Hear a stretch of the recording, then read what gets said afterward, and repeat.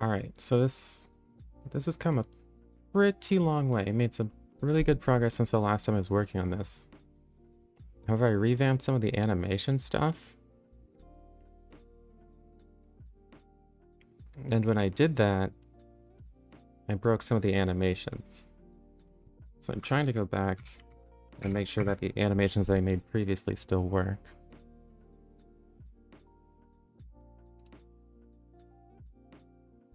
But I can finally turn off auto-playing. And like the options make a lot more sense for previewing and stuff. It's pretty nice. It's pretty good now. If these last few changes to the animations also happen to work well, then that would be pretty nice.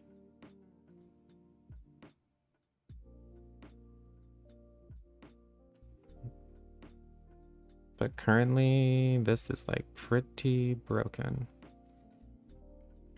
A little bit, I mean, I'm a little bit scared that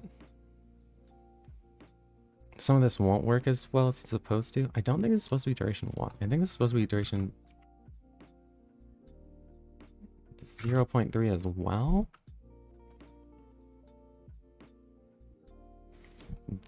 These are supposed to all go at the same time. So I create this web animation group,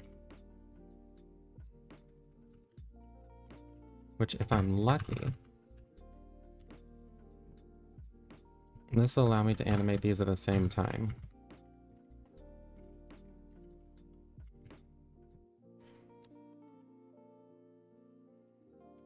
I put a comma here.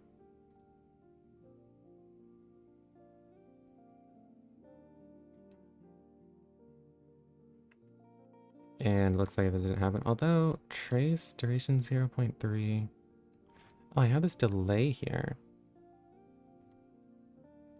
I think this isn't used for anything anymore.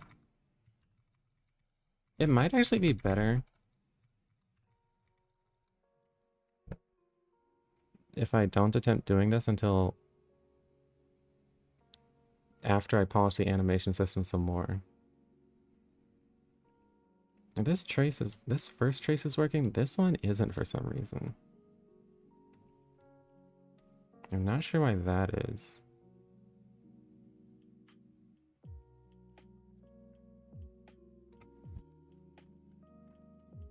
I'll try to at least get the axes drawn correctly. So draws the circle. This web animation group, this seems like it isn't running at all. Why? I can see if this object, the positive x-axis, if I cleared out the draw range, this one, and it looks like I didn't. Yeah, I just added them. No, here's where I did a find replace, pretty naive find replace to correct a draw to trace. I feel like it's biting me now.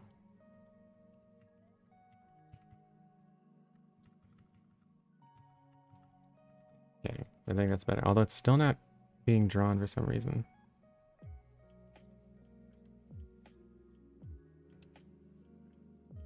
Or is it? Just really quickly?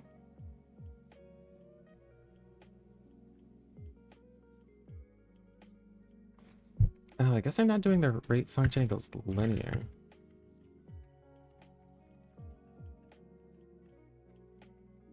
For all of these, I want that to be true.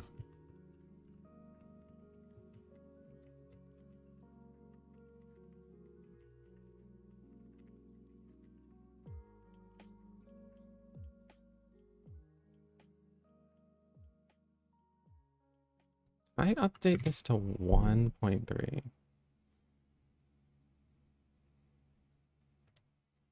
Why is this? I'm not sure why this is starting before this previous one finishes.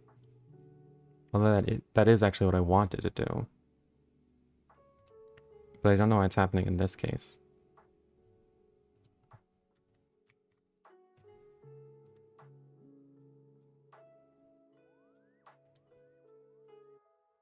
Looks like right at 1, it's starting these. Which means the start time for this animation group must be off a bit. I'll look for a bit into how to fix this. But I don't know if I'm going to dedicate a lot of time to it.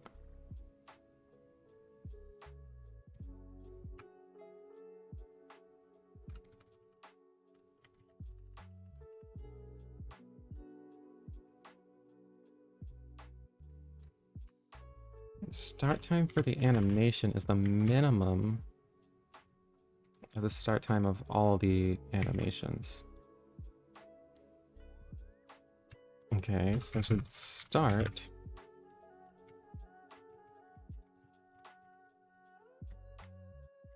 I'm saying the web animation group start time is whatever.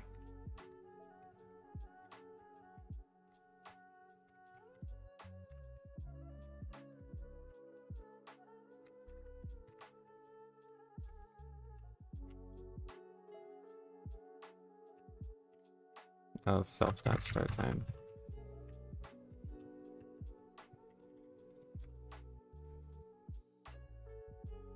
I'd expect this to be 1, but I guess it isn't.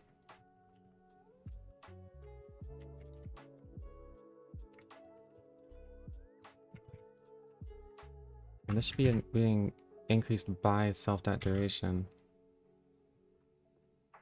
I think in this too, I want to print the whatever, the start time.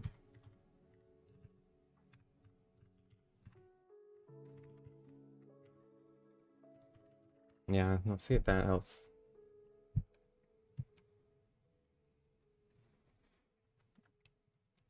I really hope this doesn't end up being a rabbit hole.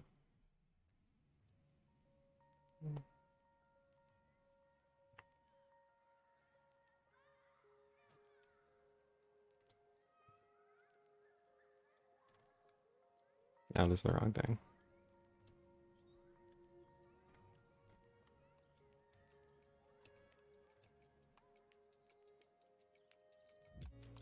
And none of that printed? Why?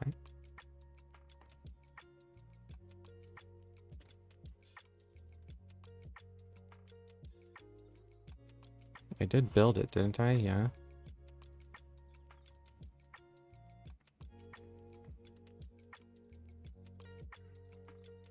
Must be using some cached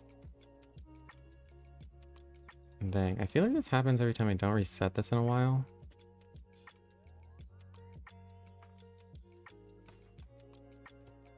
Let's say closing that, and then I'll rebuild it again.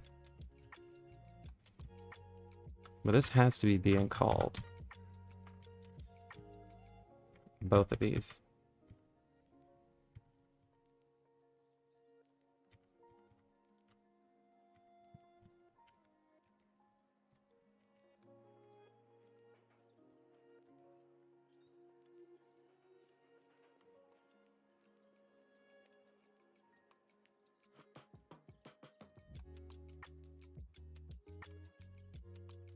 Same story. Okay, I got to do something more obnoxious to make this. To verify whether this is working or not.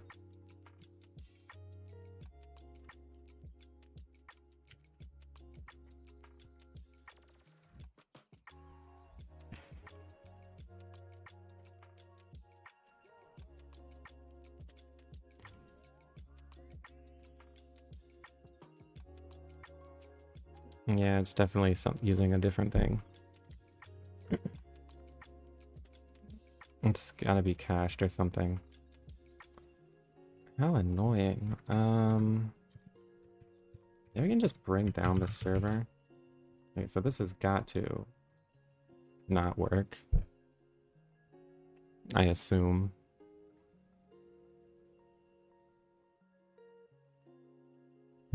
It still loaded a bunch of stuff. It couldn't load Manim though. Some of it I'm taking from a CDN.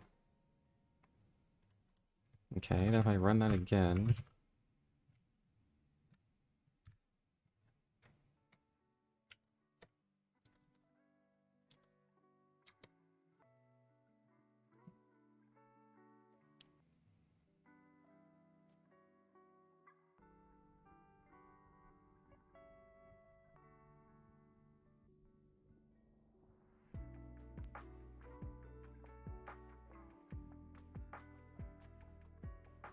Okay, now it hits the error. I keep hitting the wrong key.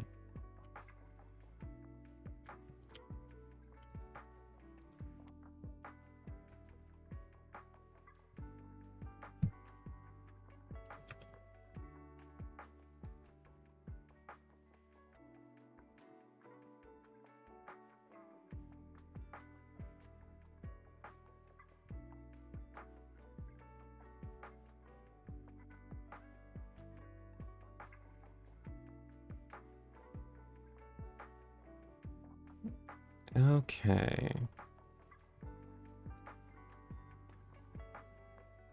So setting the start times to 0 and 1.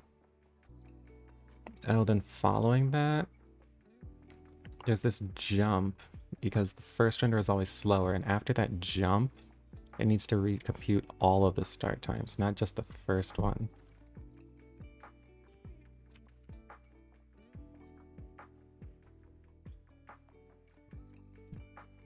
Animation start time is not or animation start time equals 0.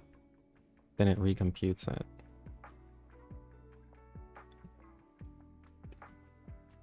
What it needs to be is that it recomputes it for all of them.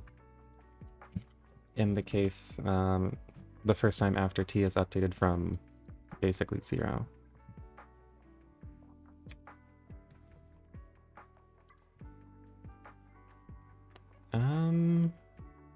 So I have to do something like if t equals 0,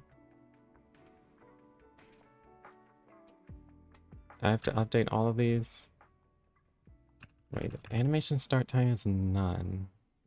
I need a different concept entirely. Because the first time that this isn't equal to 0, I have to update it, but that has to be the last time that I update all of them.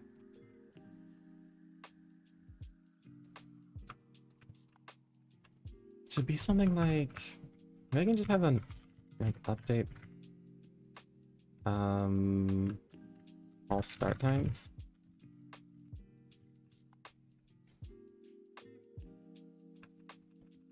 And then like, if this is true,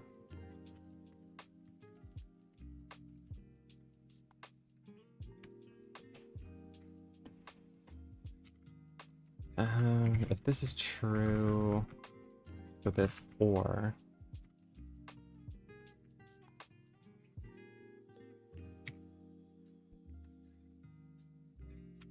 so this is one of the conditions for updating this.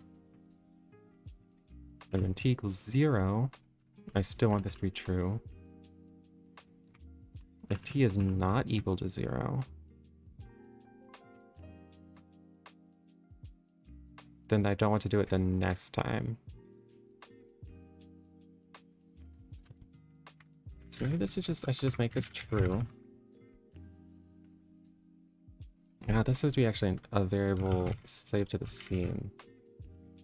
So I need it preserved in between calls.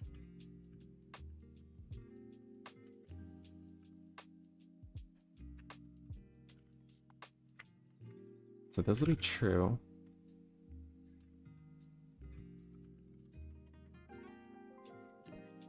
And the first time that this is called with a value other than 0, I want to update them all, then at the end,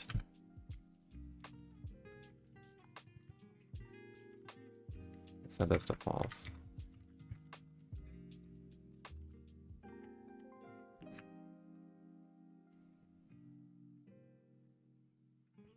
Okay, so all the times that it's 0, it's going to update them. The first time that it's not 0, next start time will be this. It'll update all of them. Then when it's not 0, it's going to change this to false. Okay, maybe this will work.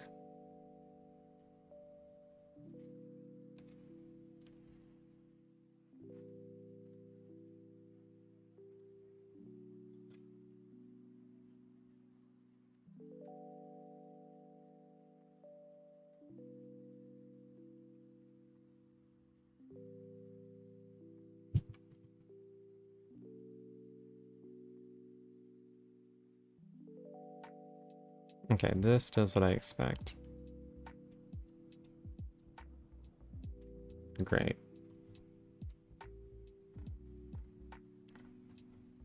I wonder if there's any simpler way to do this. It's probably not worth looking into. Update all start times equals true. Self dot next start time. Next start time.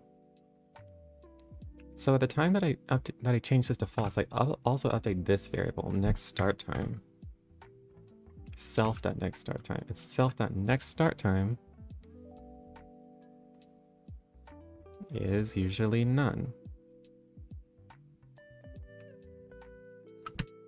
So it could be the case that instead of checking this at all, update all start times, I just check if next start time isn't none.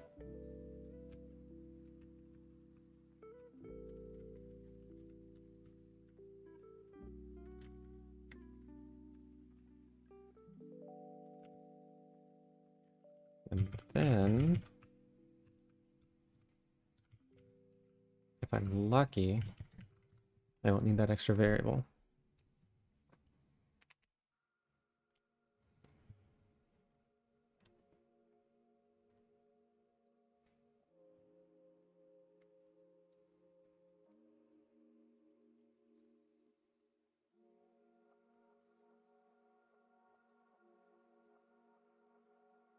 Okay, so that still works. Great. So now what I want to see is if I do this, for example. Okay. So that does what I expect. Wait, function equals linear. I do feel like I want that one to be faster.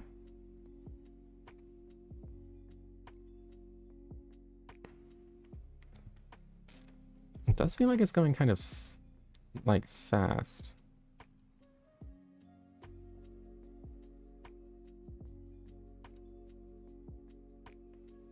But I can't tell for sure. Let me see. So this has a start time.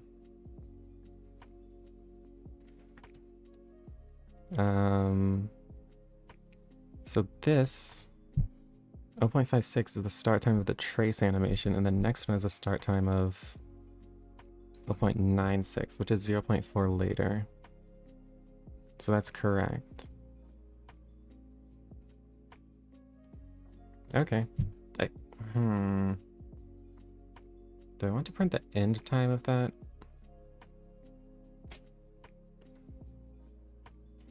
Maybe this isn't actually faster and I'm just... I don't know. I just think it is for some reason.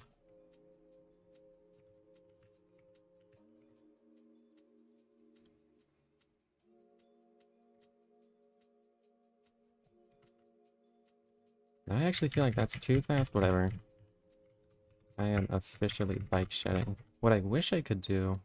Actually, probably the reason... I probably want this to be slower. And then start the next animation before this one finishes. But I don't know if I feel like updating the animation system to handle that.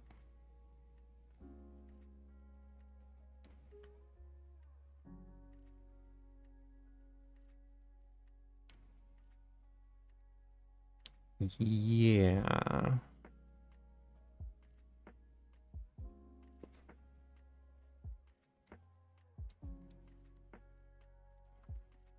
Could I have like an offset parameter, something like that? Maybe that wouldn't be so hard. I'm gonna get sucked into doing this stupid thing.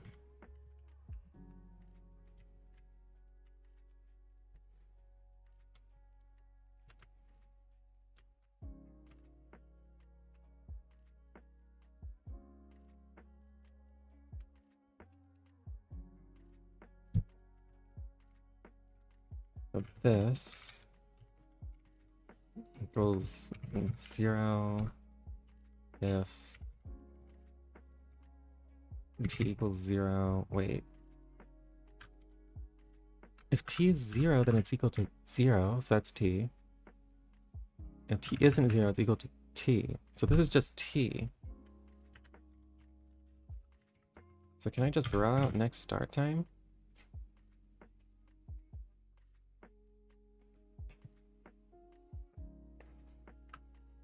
Wait, does this even make sense?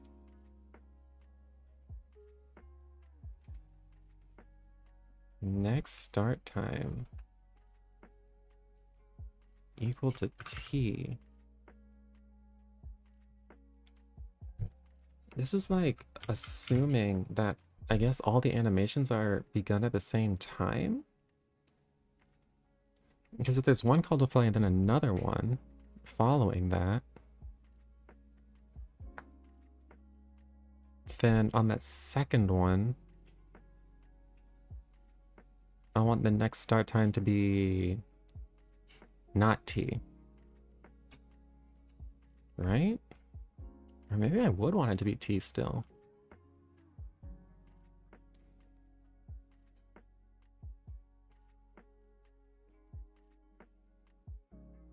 If I update it for a bunch of them, and that was animated, and then I started for a new one, maybe this is right.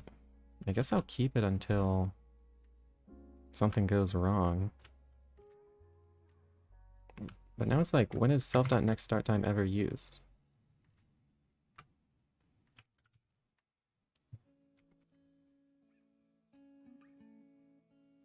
It seems weird that that would never need to be used.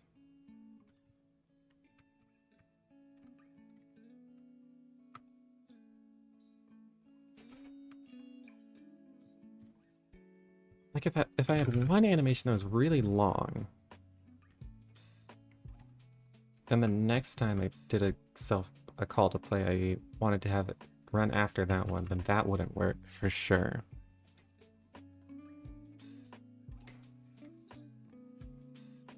But I don't even, I guess as long as I don't have a test for it, I don't really care.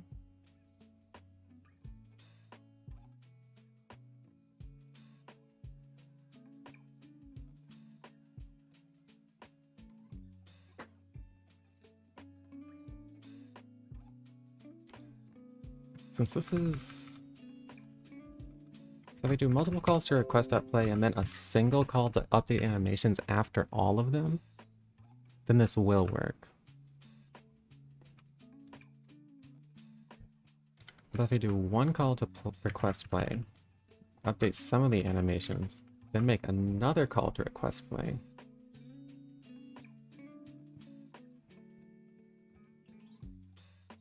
then in that case, I need to save the next starting time for sure.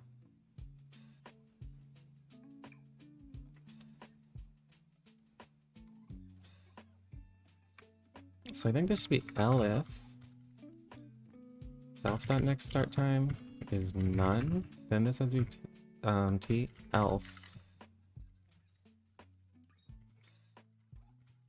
I think that's what it should be. So it'll be multiple times when t equals 0. All of those times next start time should be 0. Eventually it won't be equal to 0. It'll be something other than that. Then the next start time should be t. Following that, I'll start updating the next start time with the actual end time of the final animation. And from then on, new animations should we start it at that next start time?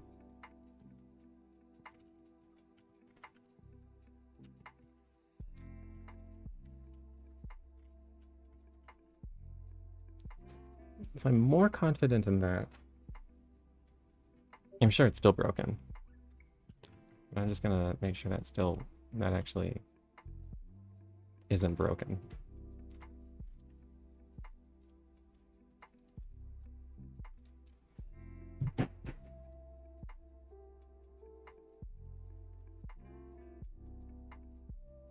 Okay, so that still does what I expect.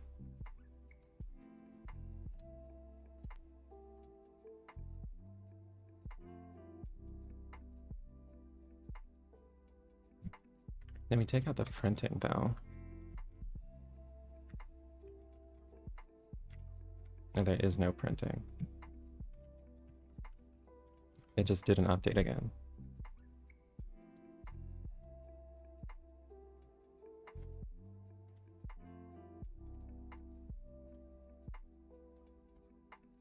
I used to think this couldn't be cached, but now it's behaving as if it is being cached.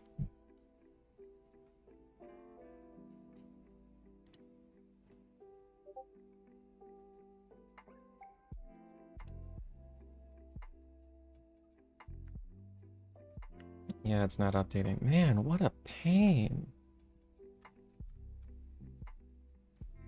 Why? Let's see, if I go to network. Here it says it's disabling the cache. But it must not be.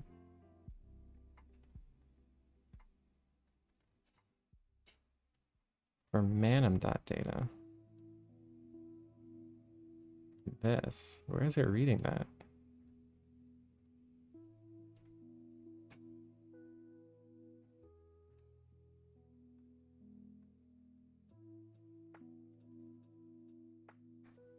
I don't see anything about caching.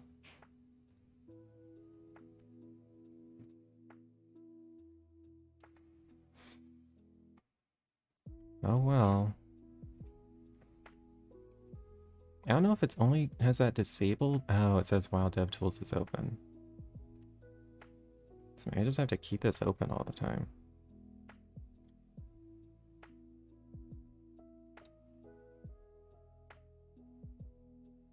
Well, it's still printed that time. Let's see.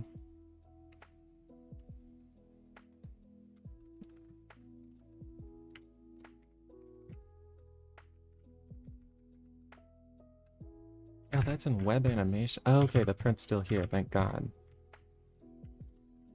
Oh, not thank God. But now I see why that was happening. And now, if I close the console and restart it.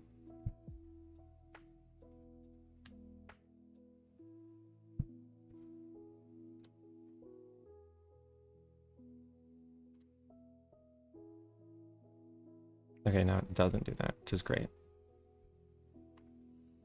Now, do I want to fix the rest of this? Or do I want to actually keep working on the animation I was doing? I wonder if this still works.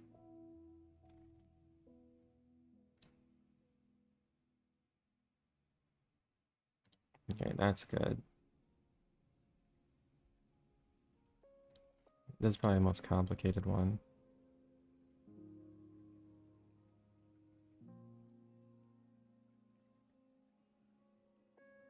Shift cursor on the attribute object, yeah.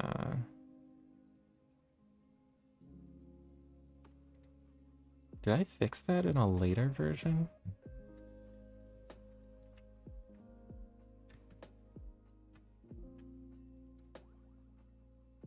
I wish I knew how to make this go to a certain line.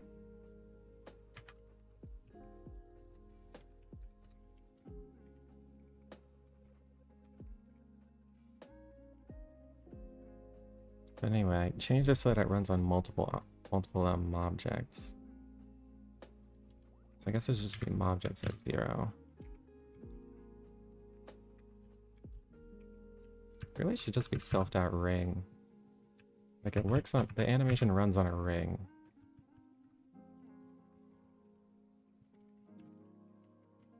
So I should just do that.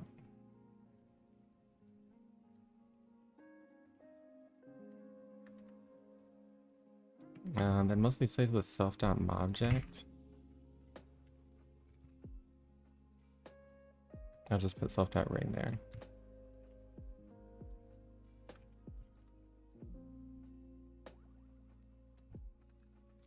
This one I messed up.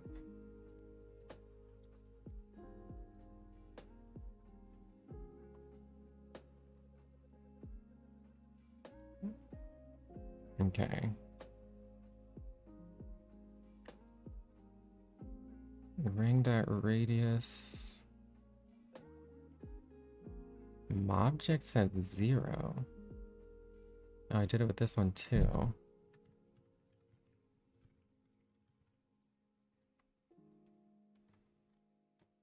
So mobject's at 0, I want to do the same thing.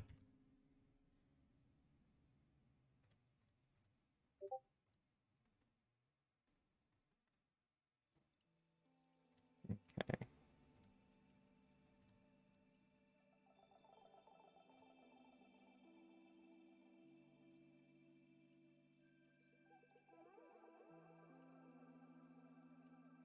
Update function, this is also true. So I change this to take a mobject.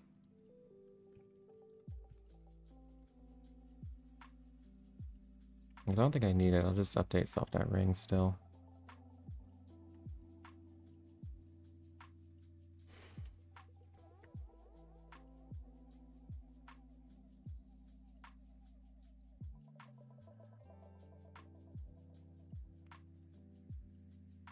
Okay.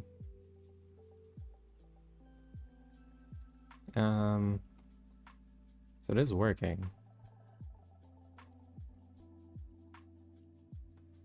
But it's expecting the old syntax or whatever.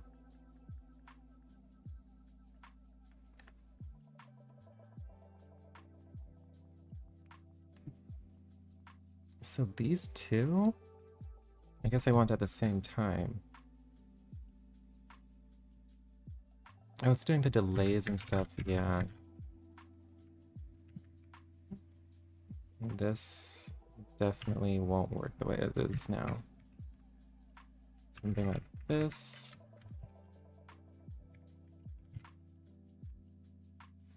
That might fix the first part. Simultaneous. Oh, this is a group.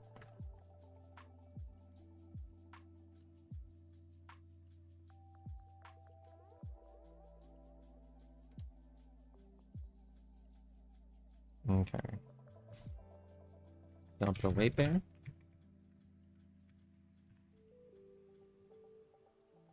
I'm pretty sure delay does nothing right now.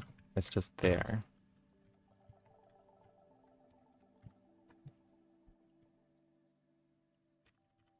It's only assigned to variables, but it's never read. So, okay.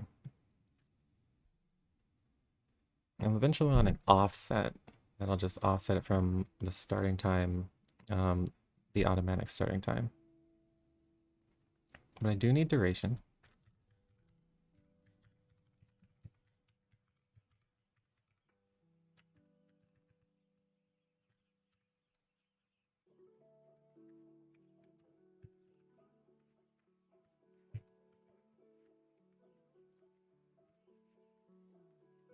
So this one, this delay I don't need, thank goodness.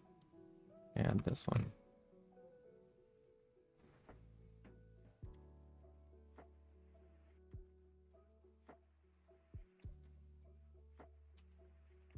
Okay. It looks right. And that looks right, yeah. So then those two, then I'll wait. Then this. Asian group. And I guess at this point, I'll probably end up going back and just fixing those previous animations. And the sine cosine thing too.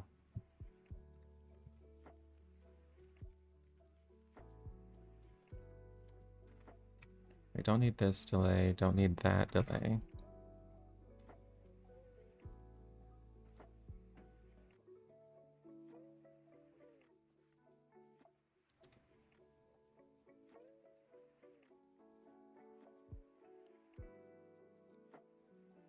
Okay. I'm actually shifting the line. But you can't tell because it's a line. That's cute.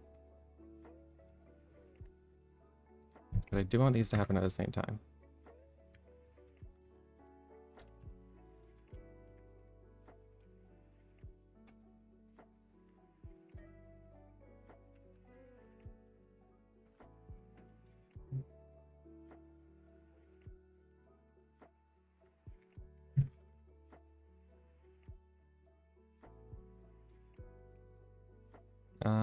I guess I can get away with not shifting the line, so I'll do that. Okay.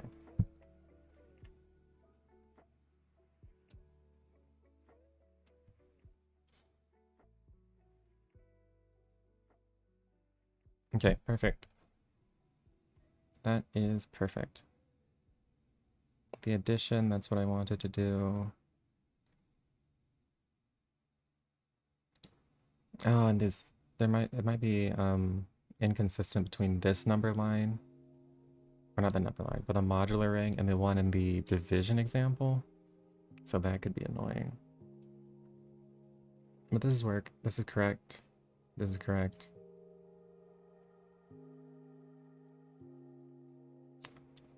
Oh yeah, this is correct. That's correct. And that's correct. Great. So fix that.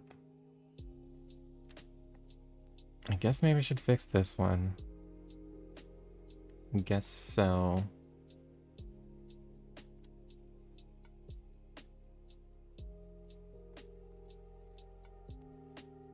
It's just got so many animations. Oh, but to do this properly... I guess for now, I just won't deal with any of the offset stuff. I'll do that later on.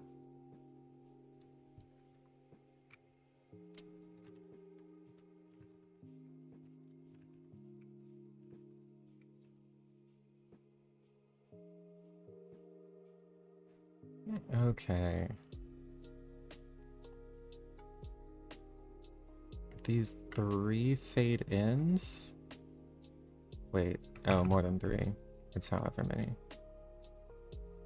But I won't have a delay here. And let me see if this works. It'd be really nice if I can just do that.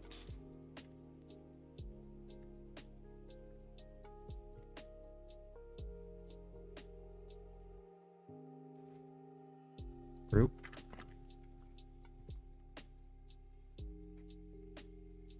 Okay, so that worked. What I should also do is go through and make it so you don't need any of these webs. So it's just animation group.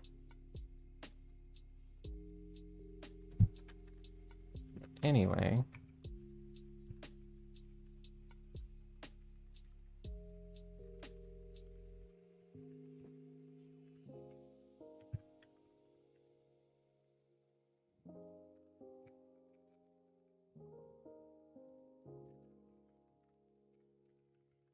Do I still have autoplay turned off? Now I have it on. Okay, so that worked. It was way too slow though. Was that 0.4 of a second?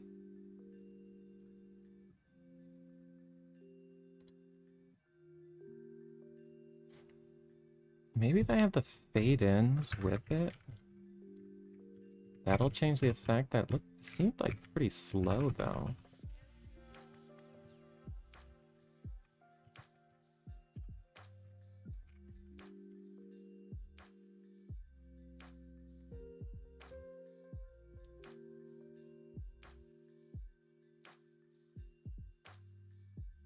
Oh, I want these to happen at the same time.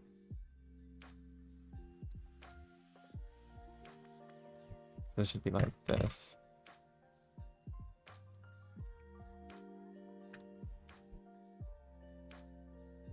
Yeah, it's definitely slow.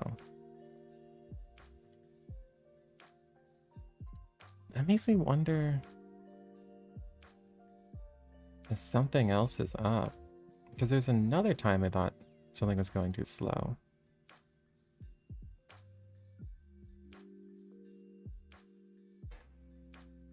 Well, I guess the rate function isn't linear.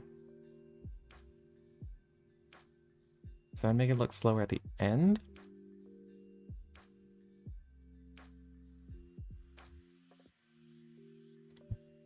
Let me see. So there, and then...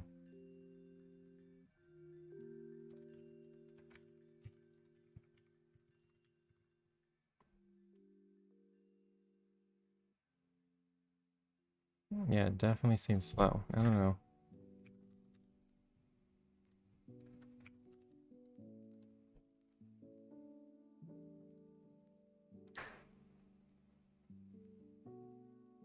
This is about how I think it should look.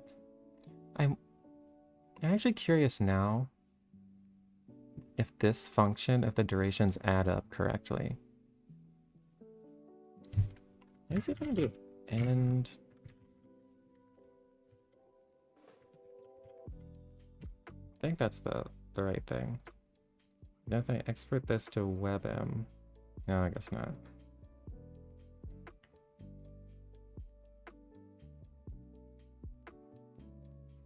What is the... There's some function I had to like stop the scene.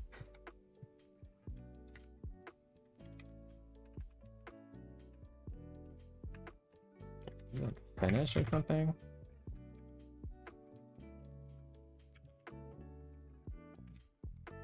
I have no idea.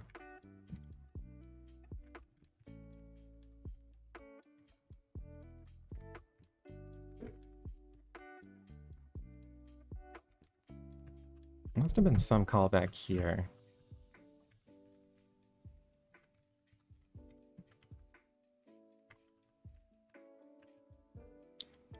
On key down, mouse up, mouse move.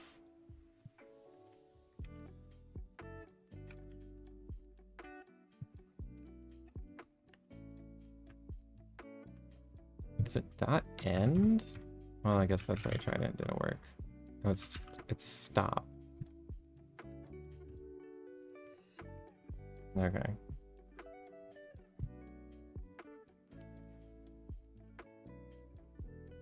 Great. And so I'll export a WebM and see if the length of this matches up. And it doesn't. This is a 1 second thing. This is half. Oh wait, half, a quarter, a half, and a quarter. Oh my gosh. So these two is a 1 second. Then this is a quarter and this is a quarter. So this is 1.5. And this says 1, so that's correct.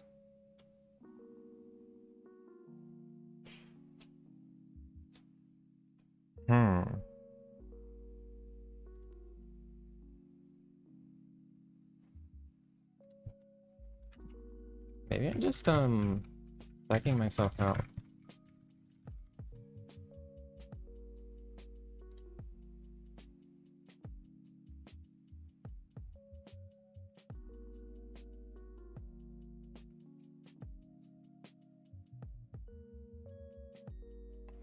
Okay.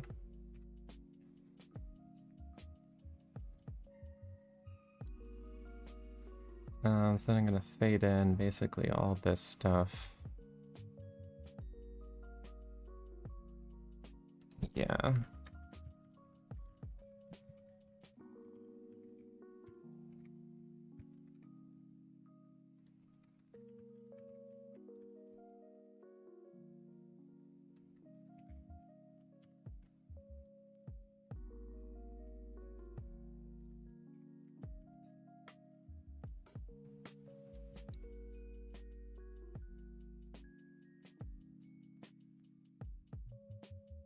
Well, those things aren't added. Self.array, cosine, sine label. Did I remove these?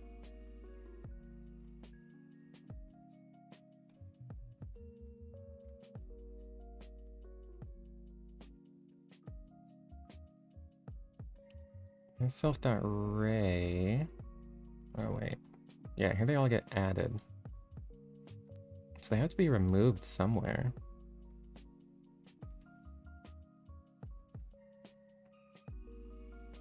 I'm setting opacity to 0.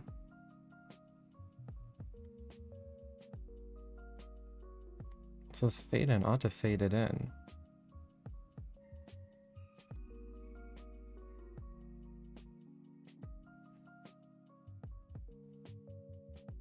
But it's not. Why?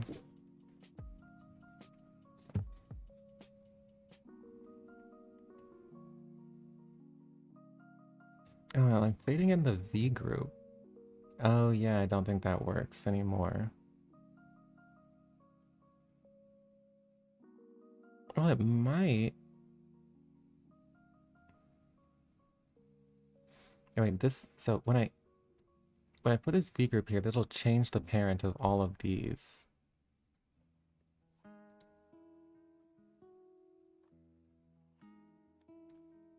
Does that matter though?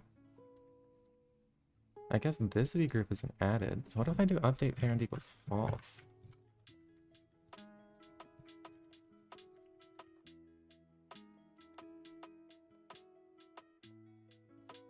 Oh, same thing. Well, I won't try to do that. I'll try to just put the list here.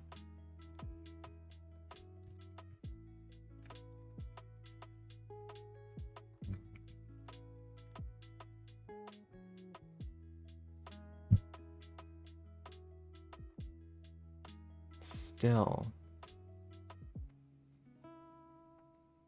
Why?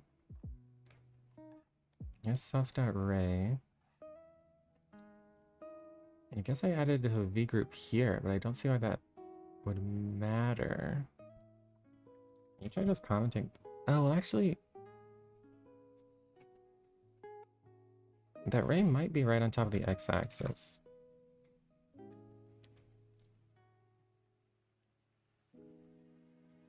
A lot of these things might be. Some of them should still be visible, though.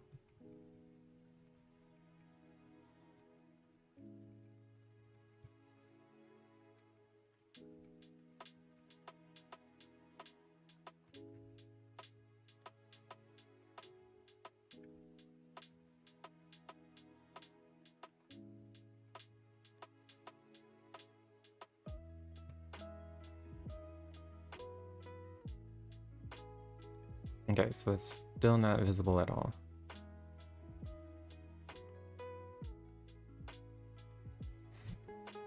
Here's what I would do. Let's say C equals just a circle.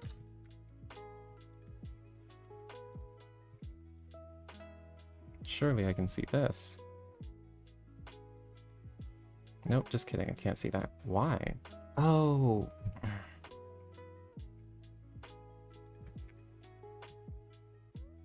The file is still in the WebM.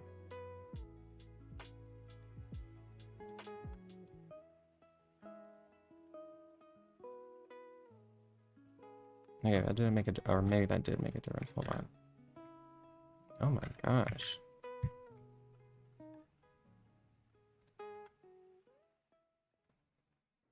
Okay.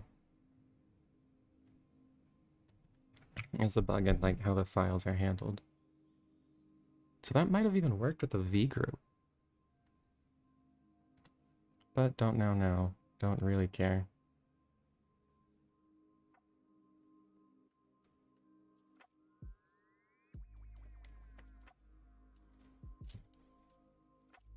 Since that's kind of a hack anyway.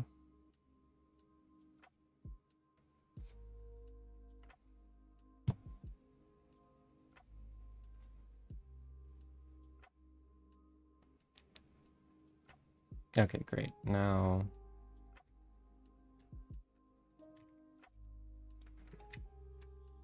This, no delay. Okay.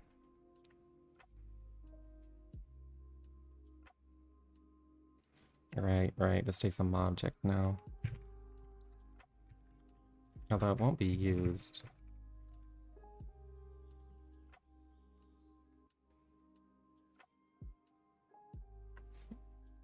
Okay. Then I want this fade out and this fade in to happen simultaneously.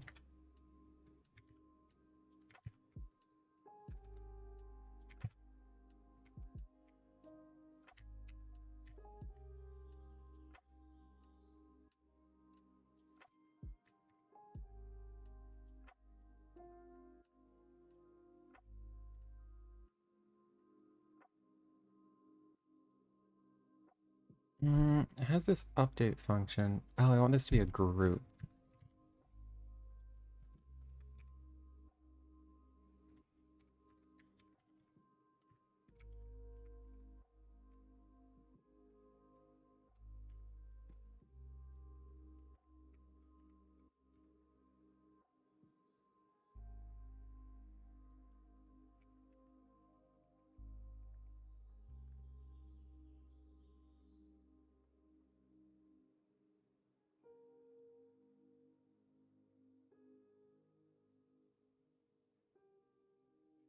Okay, didn't see that at all. Oh, I don't have simultaneous.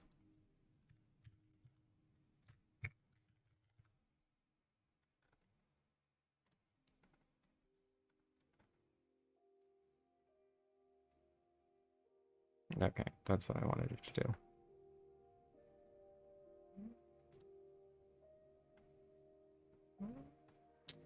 Okay, then I have to do that for 2 more of these animations. I'm gonna turn off the autoplay. I wasn't trying to do that.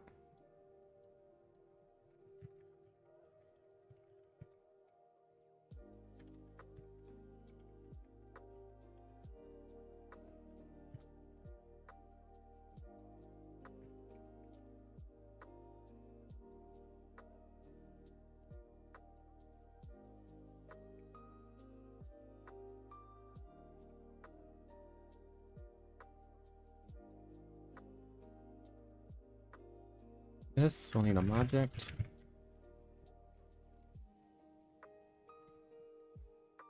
Okay, I think that should work.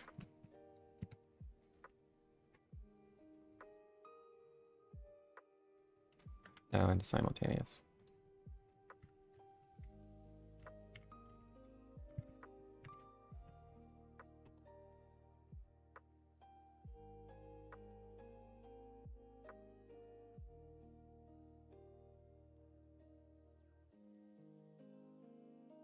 Great.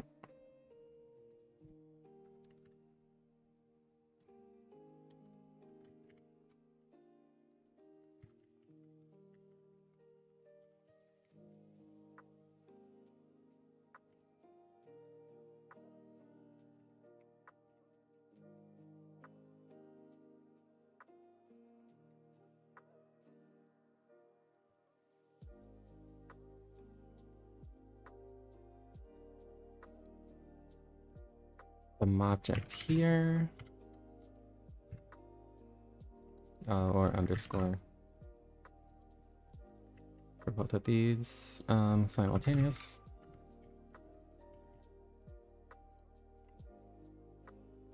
Okay, I think that's all I need for that. Next one.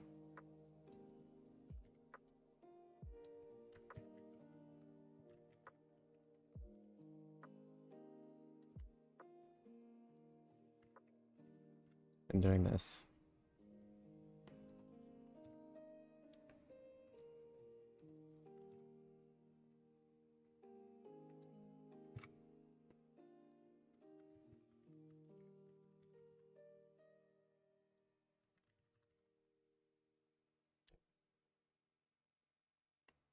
Then I'm gonna fade out, I guess, all of these.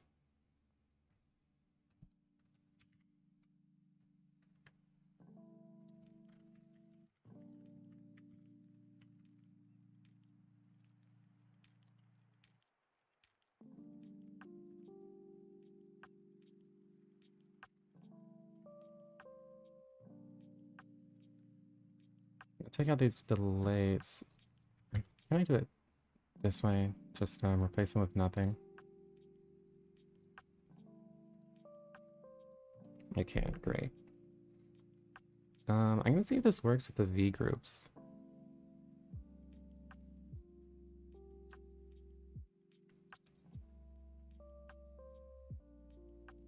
And it does, so that's great.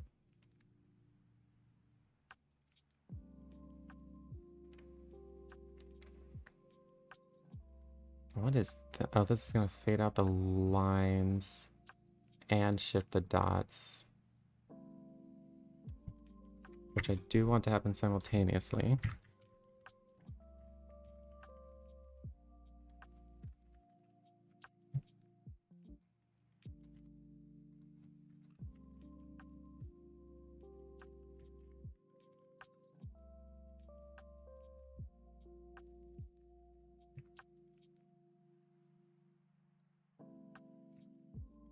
And I won't need those delays. Great.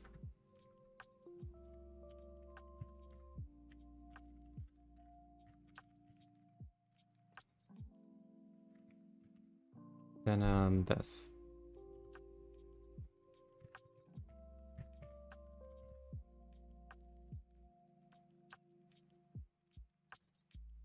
I guess I might as well do the rest of these. So close. Really, I can't wait until this isn't called web animation group anymore and I can just call it animation group.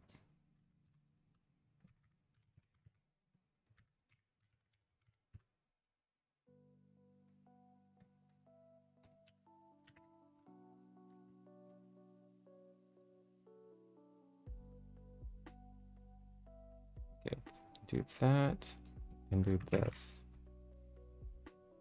Also with no delay. If I'm lucky, oh, this should be...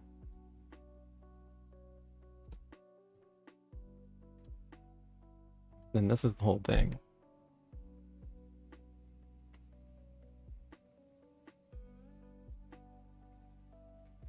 Without weights. But yeah. Great. So this works. This works. This is a work in progress anyway. But I really want to change web animation to just animation. And I don't think I'm importing the Manim, the regular animation stuff anyway. I only import from manim.opengl, not manim.star.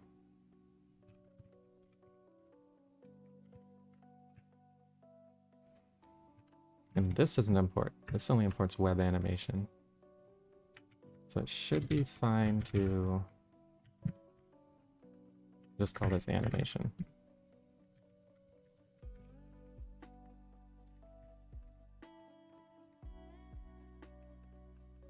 And one day, if I'm lucky, I'll just remove the other animations because it can't be used online.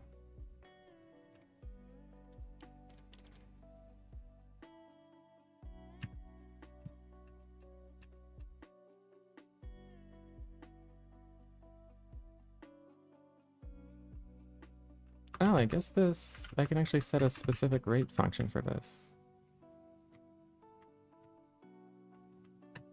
Since we'll get saved here. Oh my gosh.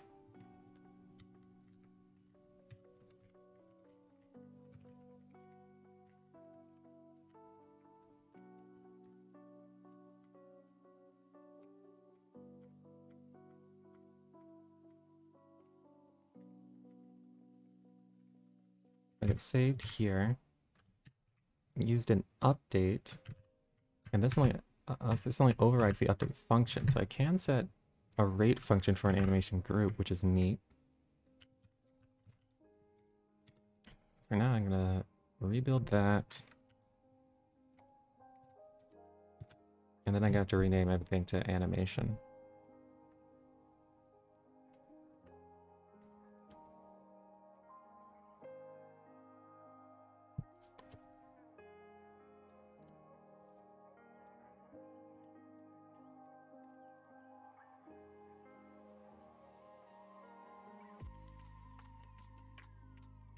Just replace all and then do this. Yeah.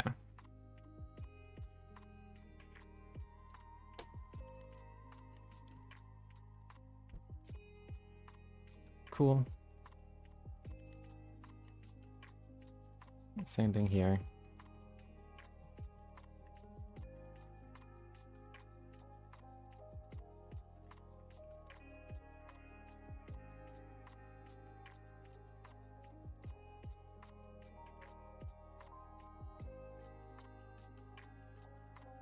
I don't know how to... Okay, I guess that's saved. Wait, does it still say that? Web animation's undefined?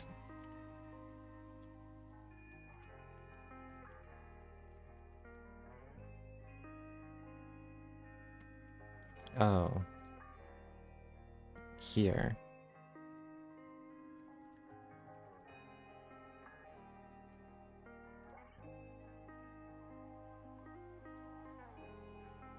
Wait, was that saved?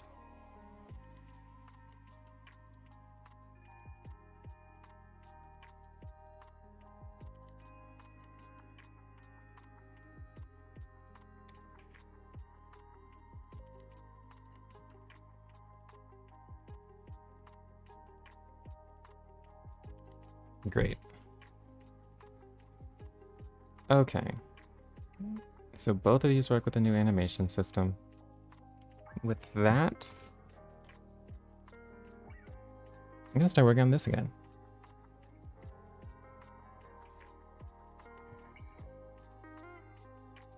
Oh man, the modular ring thing. Okay, so first things first.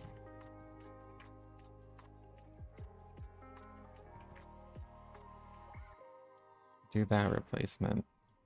Then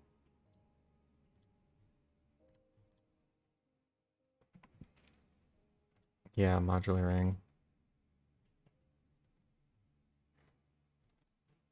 I don't know if I did anything special for this one that I didn't do to the other file.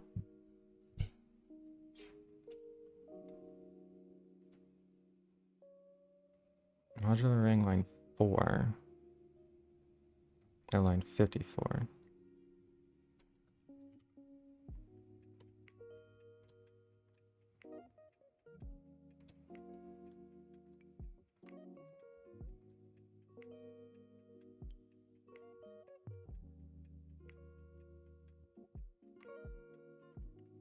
Okay.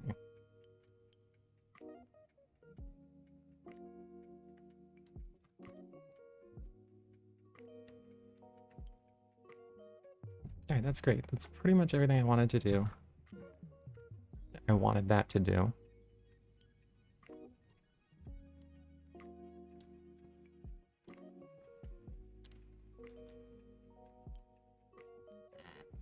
I just want to make sure the rest of this matches up with the script.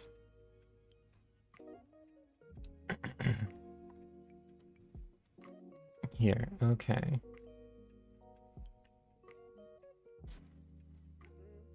There's actually another number with that property, namely 6. But it gets even worse, because sometimes modular division isn't possible at all. For example, 5 divided by 2. Okay. So I'm gonna say... call that division investigation. Then I'll create another class. That's called... I wasn't trying to do that. Another class called times table.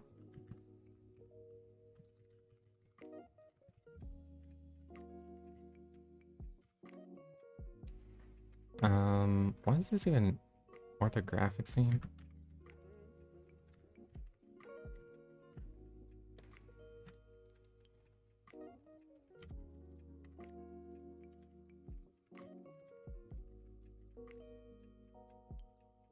I'll just like pass for now.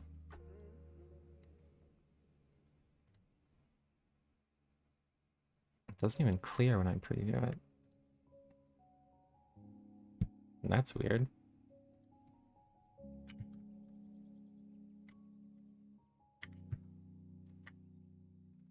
I might have broke something. Let's see. Oh yeah, I definitely did.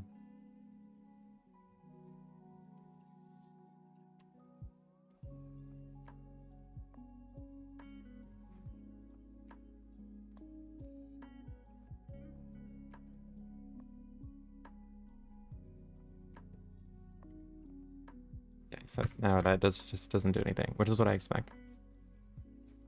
It's like a multiplication table mod 8. Some numbers like 3 and 7 can divide any number, but others like 2 and 4 can only divide a few of them.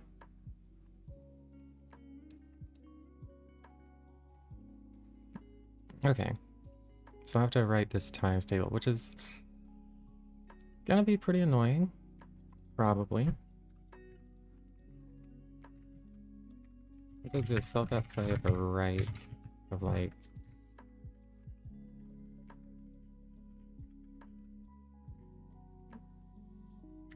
ax squared plus bx plus c. Just do some random thing. Right is not defined. Imported star from Manim OpenGL.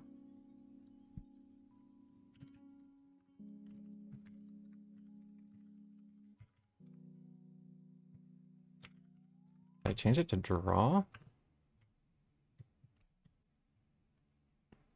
That's weird. I'll just call it right.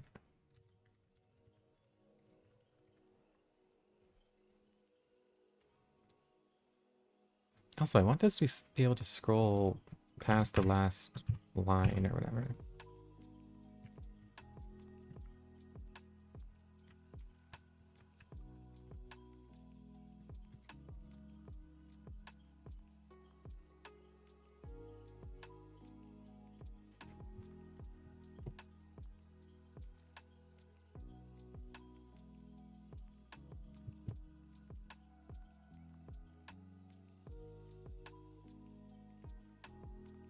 Great.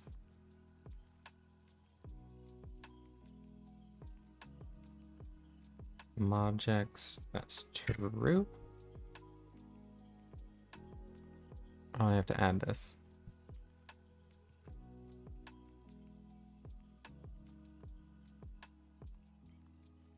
I still don't see anything. Why?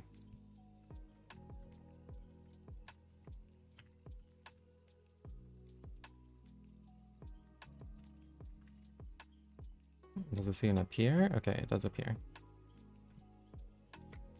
There's something wrong with the right animation. As usual.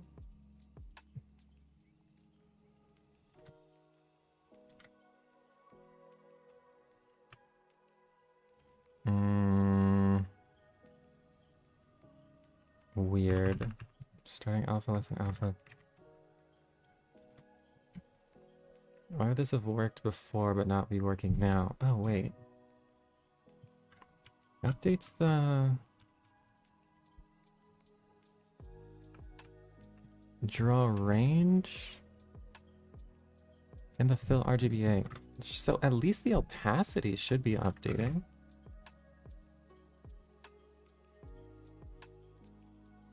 If I do like a fade in.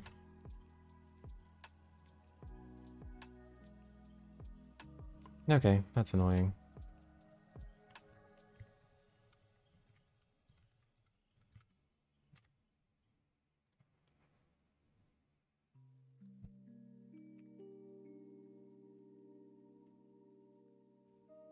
So I need to get this right thing working.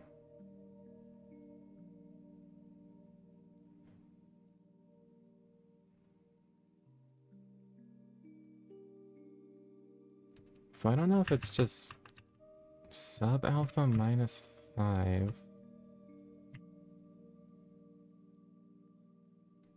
It's multiplying that by 2. Let's take self object and alpha.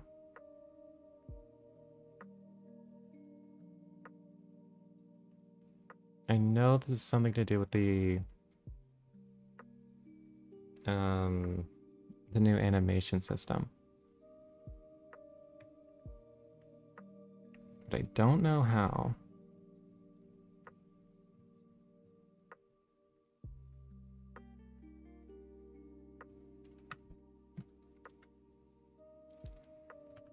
Okay, I'm gonna take out the draw range stuff. Actually,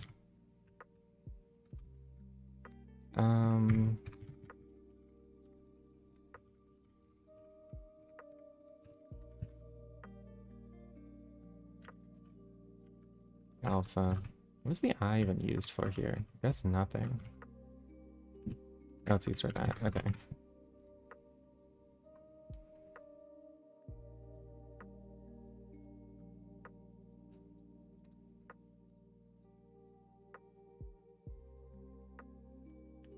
Yeah, so the fade-in works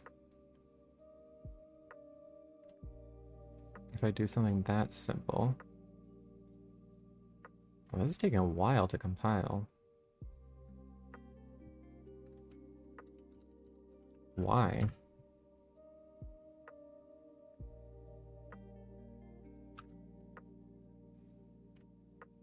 That's weird. Okay.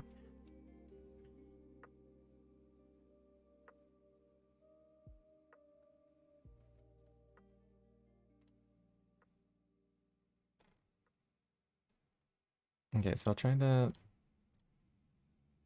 fade in, does the same thing. I change this to right. It's only being called with alpha equals 0.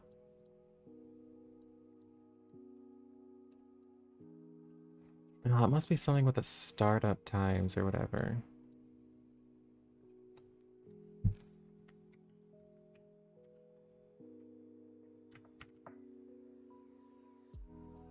It must be.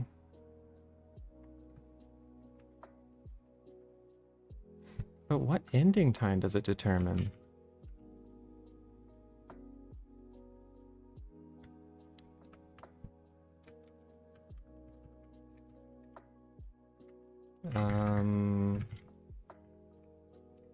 Okay. So I'll print all the alpha values that it's called with. And the object.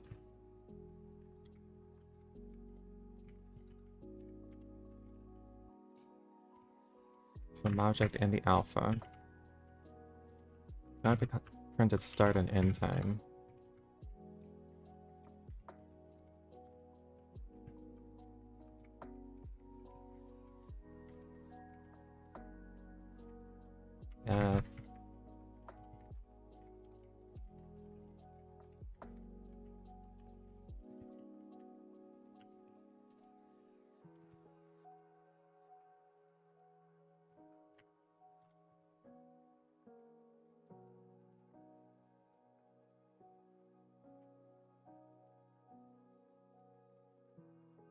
I should have printed its duration as well.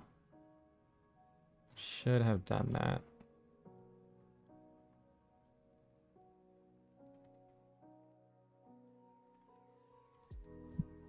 Okay, so for the entire thing, it was called with all these alphas. Which looks right, actually.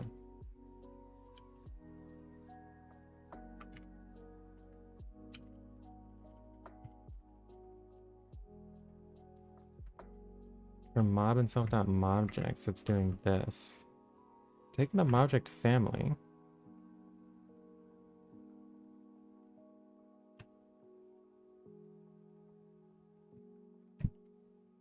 This is weak. Okay, so it's being called with the correct alpha values. However, I guess the mobject family isn't being updated properly.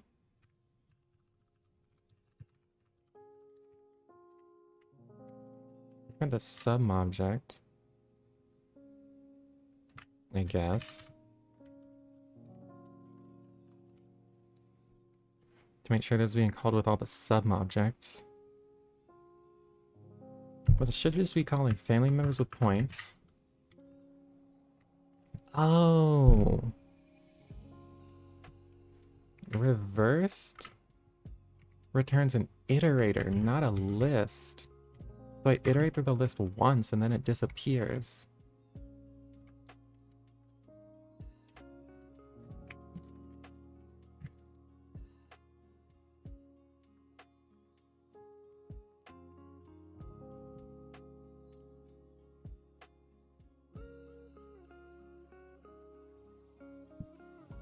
Okay, so what I think I have to do is get this.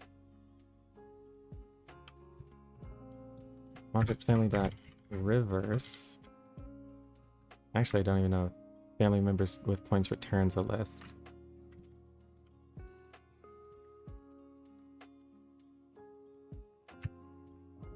Yeah, it does.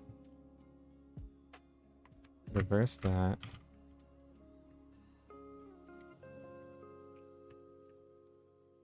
And then I think this works.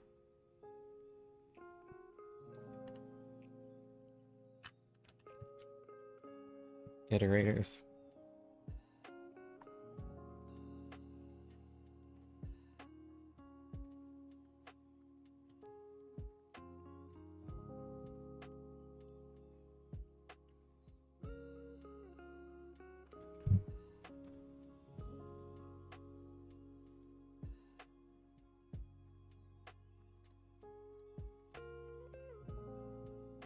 Okay, now it worked, although the stroke width was really small.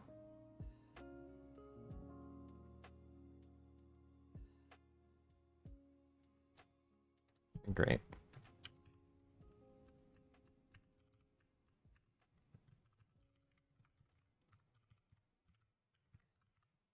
And it wasn't because of the animation system, so that's good.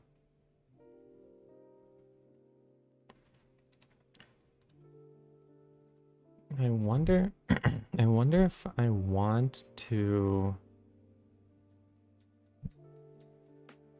make it so that it affects the stroke width. Like it'll automatically increase it.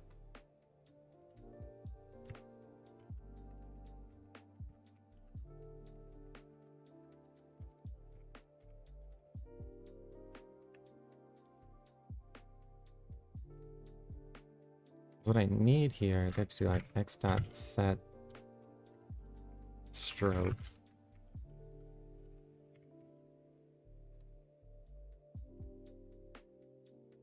Also, it should probably be linear or something.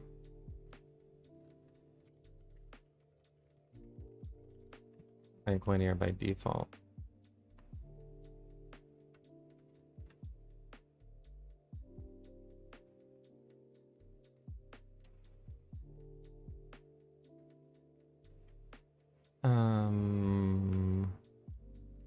I'll turn down the duration.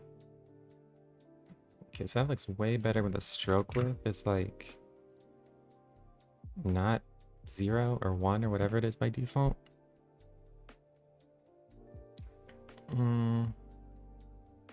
Maybe I should look at the original, or not the original, with the Manim community version of right.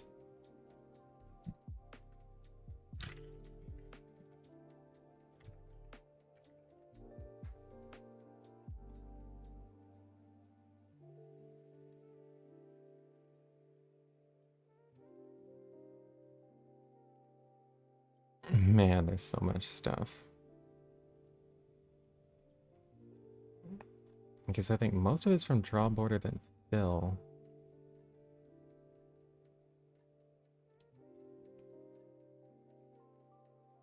Okay, so it's gonna draw.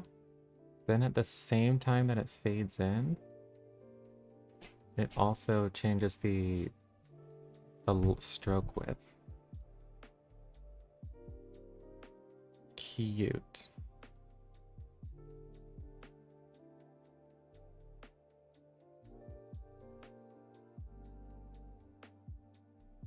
Although this doesn't set the stroke width here. Maybe it's set by default somewhere, but I won't mess with that.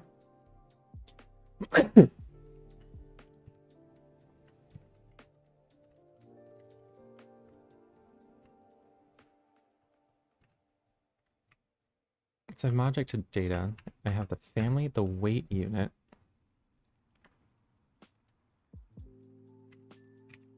family and the weight unit. What I'll also need is like this object's stroke width. And then I'll update that stroke width like when I fade it in.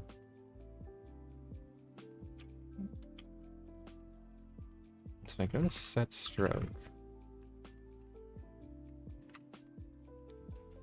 If width is not none, get family mob.stroke width.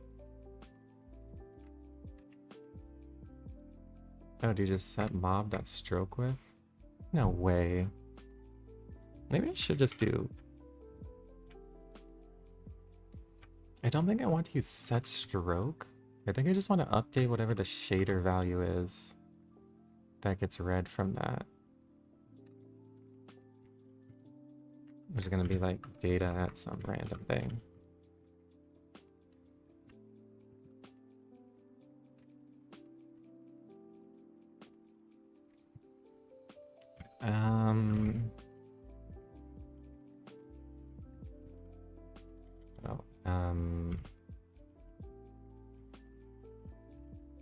Go here. Some object.data at stroke width.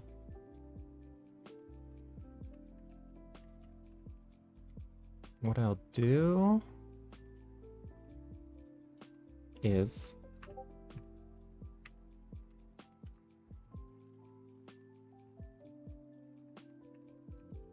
here I'll just set that to 4.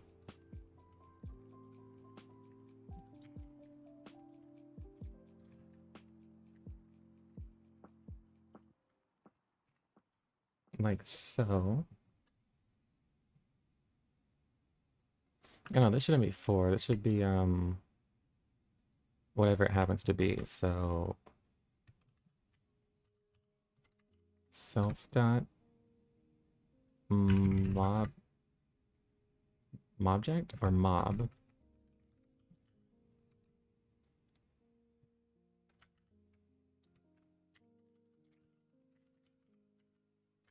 Which I think is 0 by default.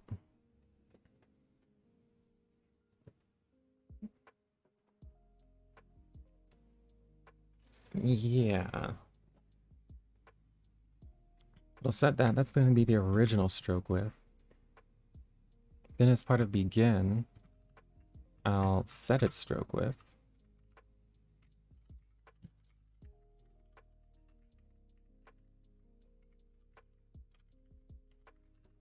Do that default stroke width.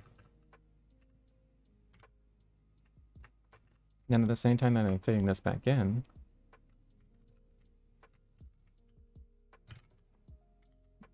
I wasn't trying to do that.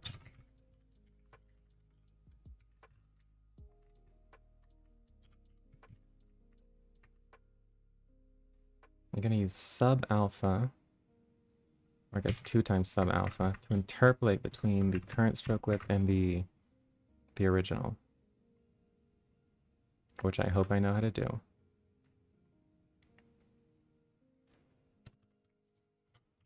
I should call this like fade alpha or something like that, to be this value.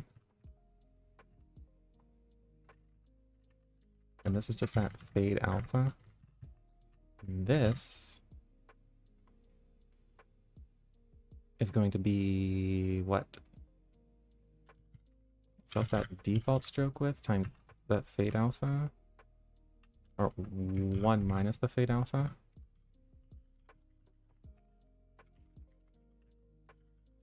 Plus the fade alpha times... This line is way too long.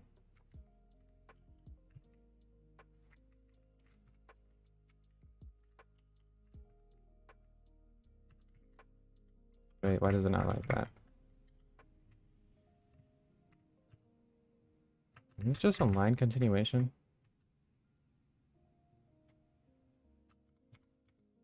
Weird.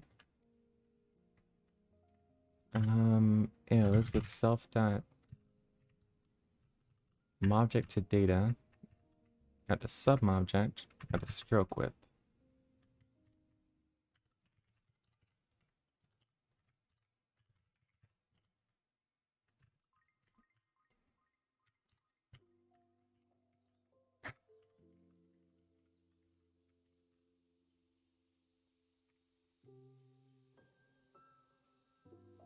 It formatted that really strangely. Okay, but hopefully this should interpolate from that default stroke width that I set here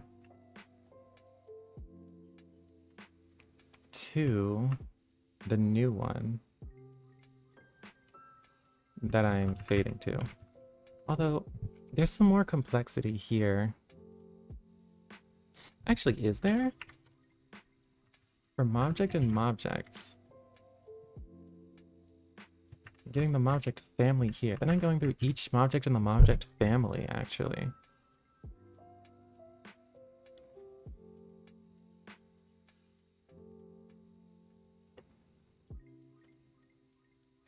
So Mobject to data has an entry for each Mobject in the family.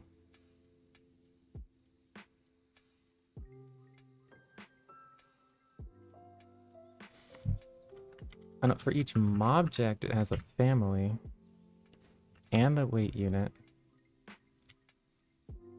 I might have to put the stroke width here and do a stroke width for each subobject. Actually, I do. I definitely have to do that.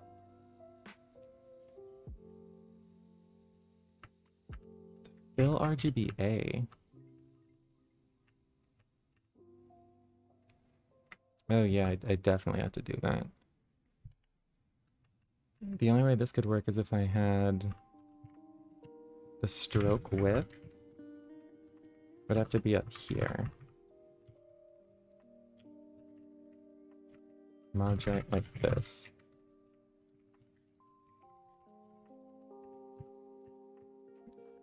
And now when I'm fading in, I'll go from between that default and this one.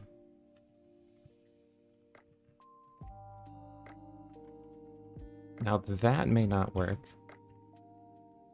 because I'm setting the stroke width at the entire Mobject rather than the individual VMobjects or whatever. But if I'm lucky, that'll work. Also, I don't think it's a huge... It's too difficult of a fix to change that.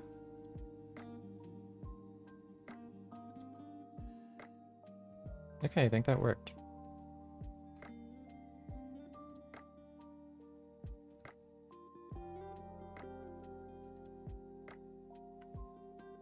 It does in fact look like the stroke width is shrinking down, which is nice.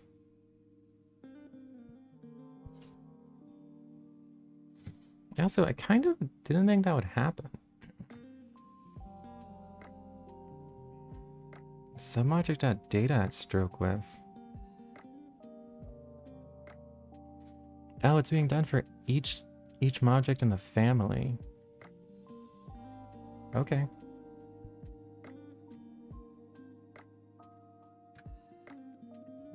Okay, but now I need to make an actual times table.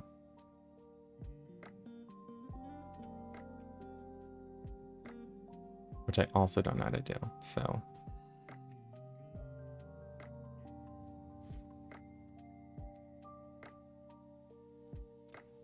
Tabular. Fairly certain this will fail if I just throw it at the math tech thing. I wonder if regular tech works. Why is it still formatted as math?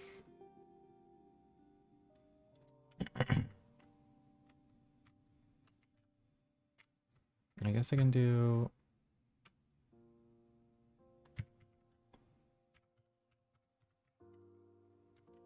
Begin tabular?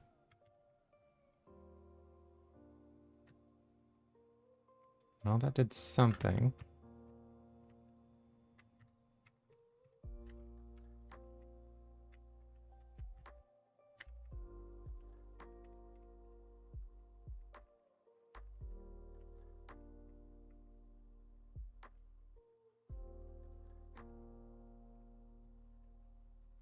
I'll just try to put A, ampersand B, ampersand C. And 4 backslashes? Actually, I won't need any backslashes right now.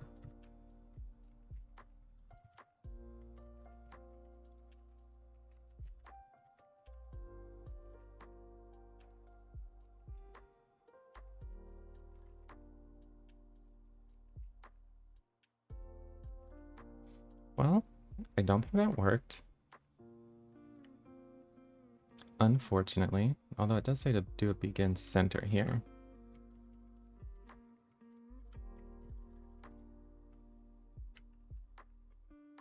End tabular.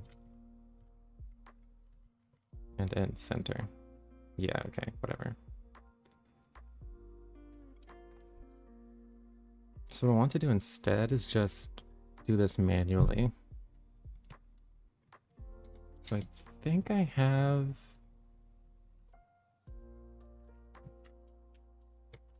Okay, put this on the bottom.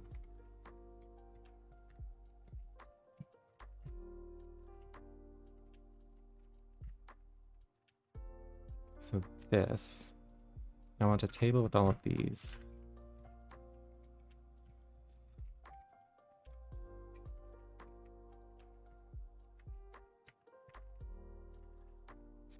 Actually, I can do this programmatically.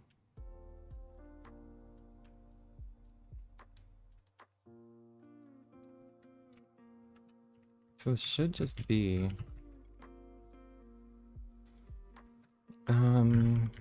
A times B for, maybe it's like this, A in range 8.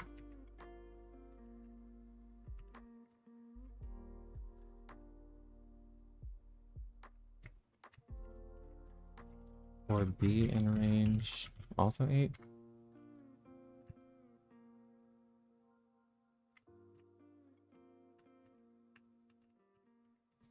I won't have to do any of that. I just want to print this.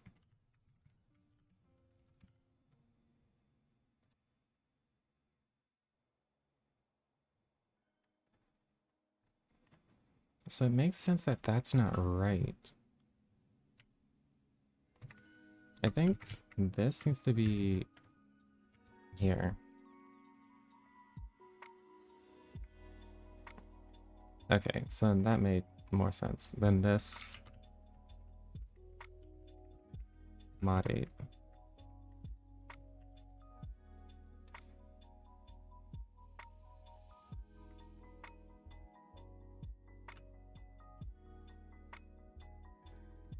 Then we do for R in table.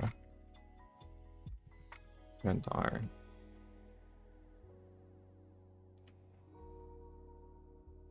Great, so this is exactly what I had here. Okay, then I want to like actually put objects on the screen related to this. Bunch of arithmetic animations. Yeah, it's gonna be hopefully a good time. Hopefully. I managed to get a bunch of it running already, luckily. Did you study much number theory? Okay, so how should I do this? I think all I need to do here is make this a math, make these math tech objects of like string of this.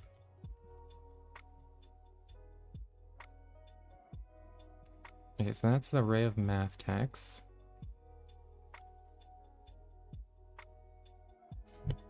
Then I'm gonna want to move them into position. This formatting is weird. With the lists and the 2 for loops. So maybe what I want to do is say, so I'll stop doing the autoplay. For each row in this table,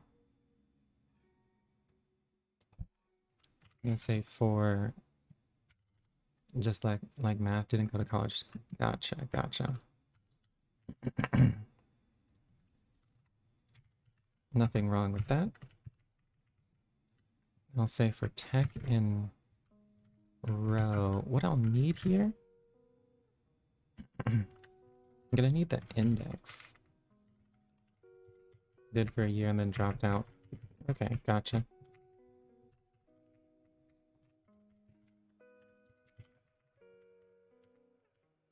Yeah, there was... Actually, I work at Google, and one of the really senior engineers I worked with didn't have a college education. He just picked it up. Okay, so what I'll do, let's actually say tech.model. It's gonna be a translation. And in the X direction,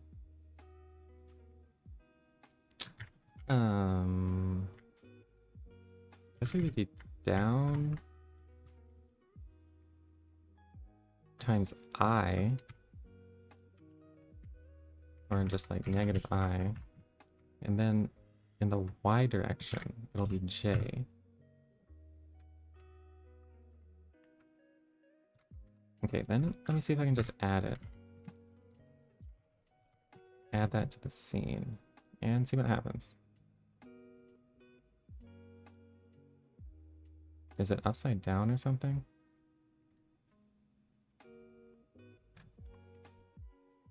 So this is the center of the screen.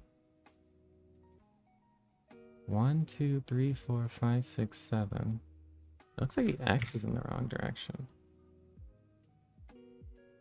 And the Y is in the wrong direction.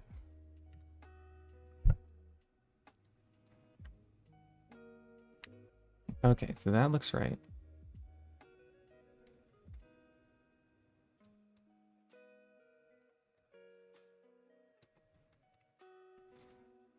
So collapse this into its own line. Since it actually isn't that much. Now after that, I just need to offset all of these. Maybe these should just be in their own V group. I think they'll have to be, actually. Yeah, so let me try doing that. I do like table mob and make a V group. More fun and more quick. Yeah, if you know what you want to learn, then there's definitely a lot of extra stuff that you pick up at college. And like, I mean, most people would argue that's a benefit of it, that you're supposed to like pick up that extra stuff to be more well-rounded. But you know, if you're not trying to do that, then hey.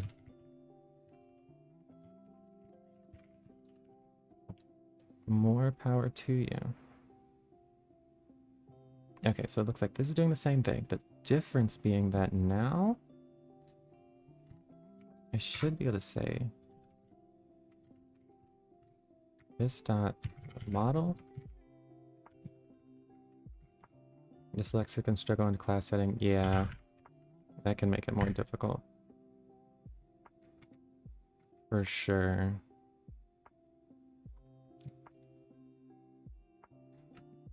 Yeah, I'm glad you still managed to make it. Or still managed to learn a good deal of math.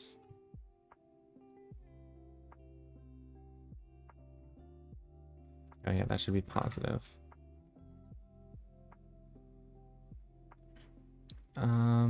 Now let me scale all of this down. Let's make that 0.8. I'll say like grid offset, something like that.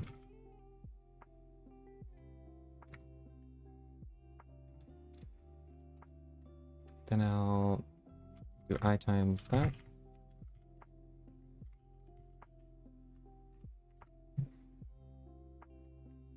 Man, I really dislike rendering these scenes with a lot of objects in them.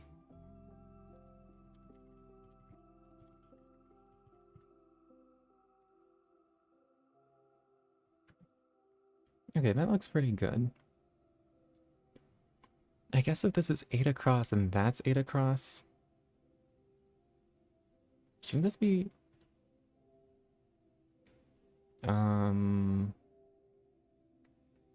The width of this is 7 times self-dot grid offset. So this should be minus 7 halves times whatever.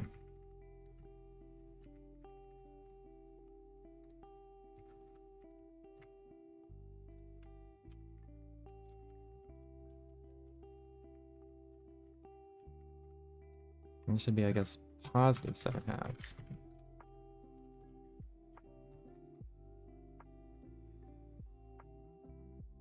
Great. So I did that. If I'm lucky, I'll be able to actually play an animation of this.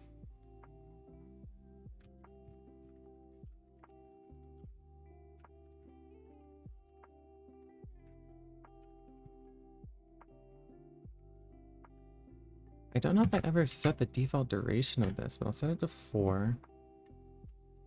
And I'll make it add it here so I don't have to add it there.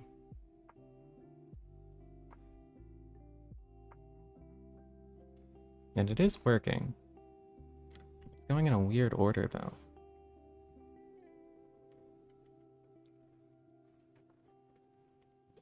How could I fix that? I guess I could reverse the order of the mobjects. I don't know if I care enough though.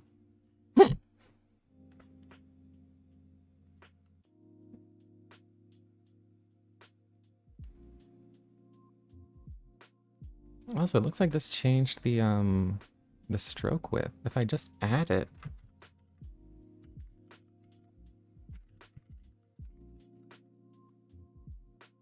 then I don't play this animation. Yeah, the stroke width is definitely lower. Man, that's annoying.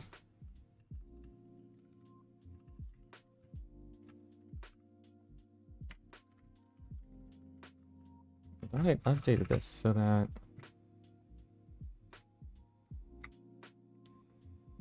on the update function, when fade alpha goes to 1, so when sub alpha is 1, this times half will be half, multiplied by 2, that'll be 1. So this will be 0. This will be this times that stroke width, which is the stroke width saved here. I guess the problem is that the stroke width of each individual mobject isn't the same as the stroke width of each sub-mobject.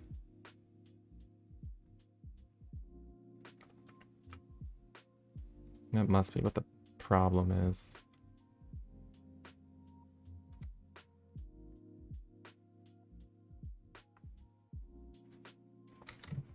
Maybe actually, I'll just print out these stroke widths.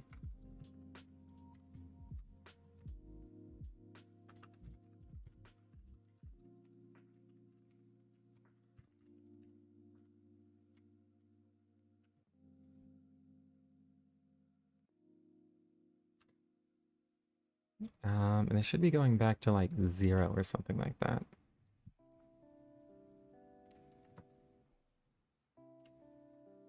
It might not even be worth debugging this right now. Maybe I should just get the animation done.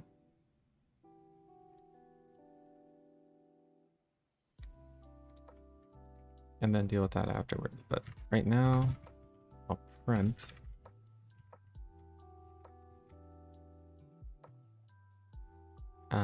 Four. Oh, they're all stuck at 4.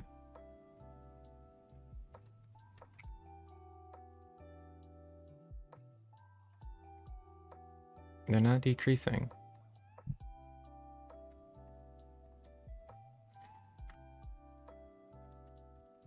Okay, if I don't do that,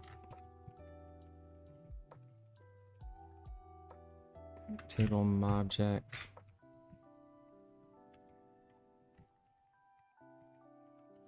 dot data at stroke width. Oh, and that's 4. Yeah, so what I was afraid of is happening.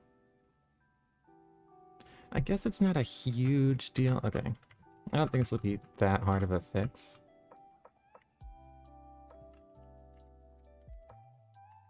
I think I'll need update by index to be true.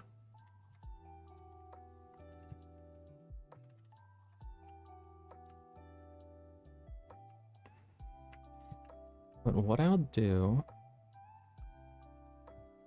Oh man, that means I have to copy all of this.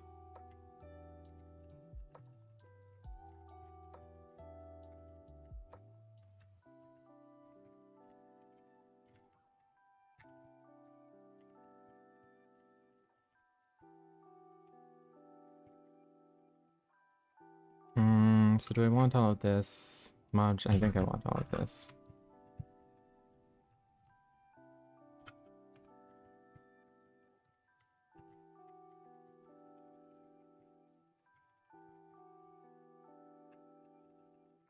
Yeah, duration equals whatever. Delay, offset, rate function. Not update function. That'd be weird. But begin, and add this, parent, and update by index, that'll be hard-coded to true. Great. So then this, I won't be past that object, I'll be past the index. Then I can do mobject, sub.mobjects at that index.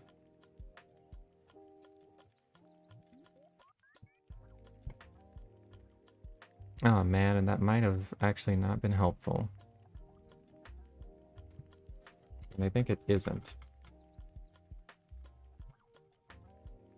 Because it doesn't matter that the mobject is passed by the index, they need the sub-mobject indices.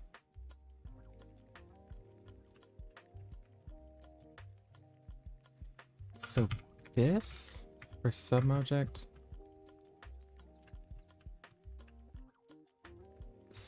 I'm gonna need sub-mobject to data, sub-mobject to data at mob at stroke width. That's gonna have to be like an empty list. And then for each subobject here, I'm gonna append to that list. So say self dot object to data at object at stroke width dot append the subobject.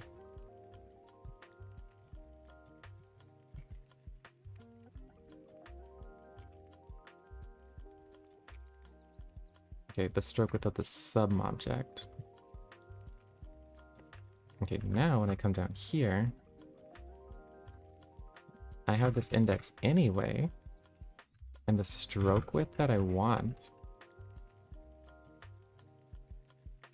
is going to be sub.object data at mobject at stroke width at this index. Sick background, thanks. I try my best.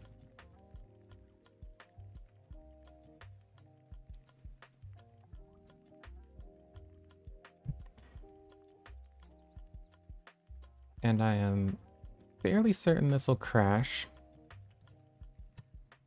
because everything always crashes on the first time.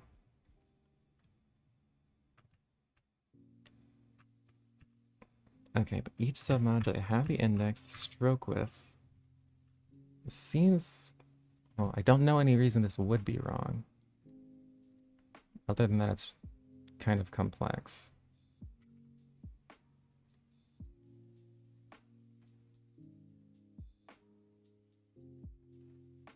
Great, it worked. I think it worked. Now it looks like the opacities are a little bit off.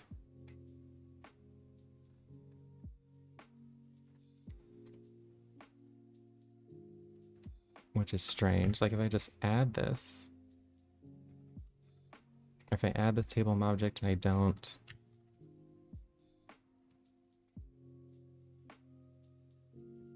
Does it? I feel like I'm looking at it like it's such a small difference that it's hard to even tell.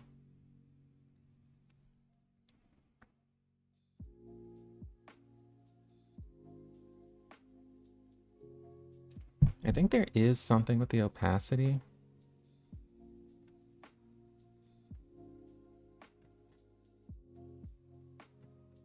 Probably.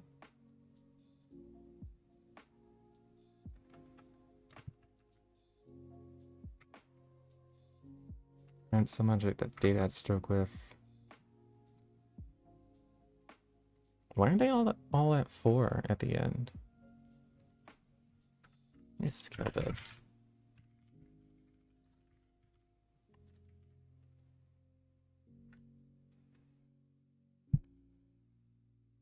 Table object.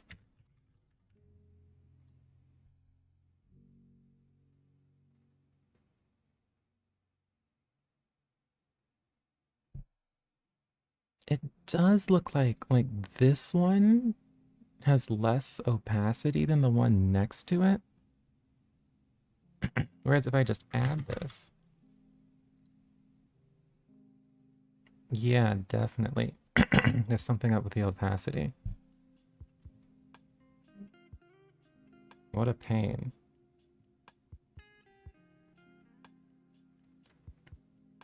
And why would that even happen? So maybe what I should print next is this fill RGBA at 0 at 3.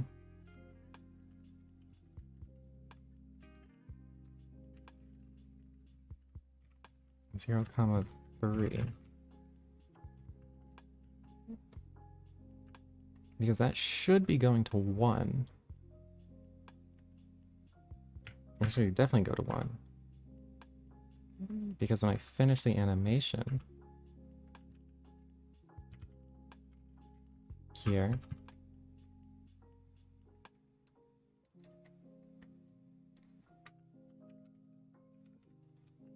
I update in time less than equal to t, then it does this.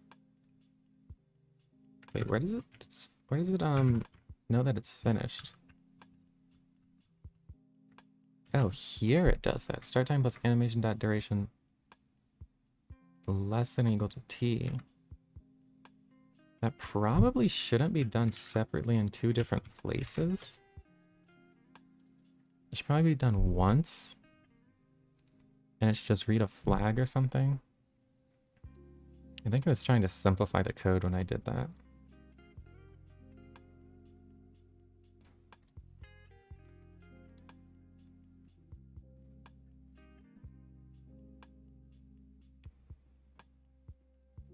Yeah, it's not going to 1. It's getting stuck at like 0.95985 or whatever.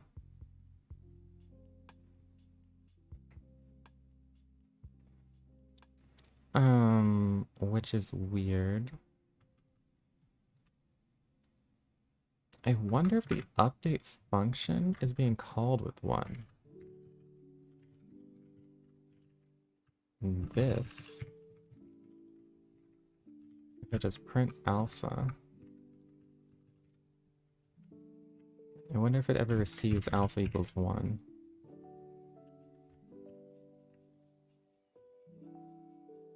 I'll have to remove that.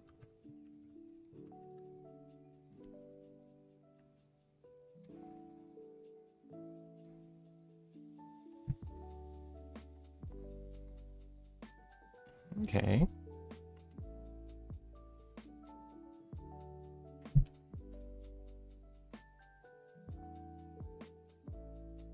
So now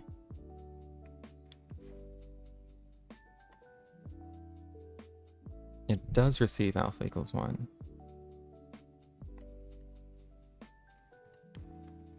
So what?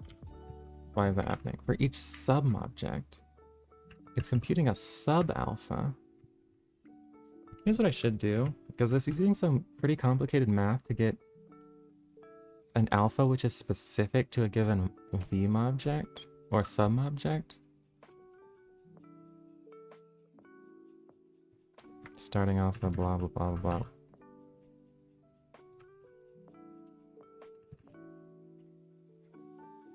I'm gonna say if alpha is 1, which means this is the final iteration.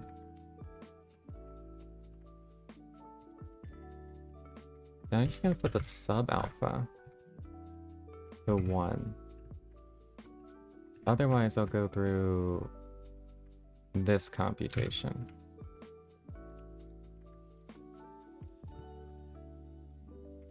Okay, and then I'll go back and I'll print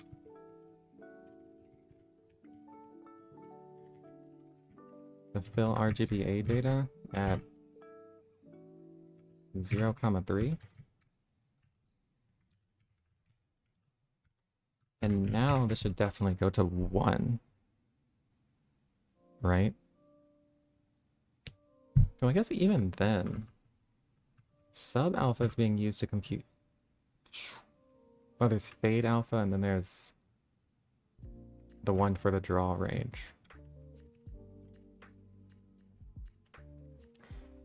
Okay, but I think this should make it fade in all the way.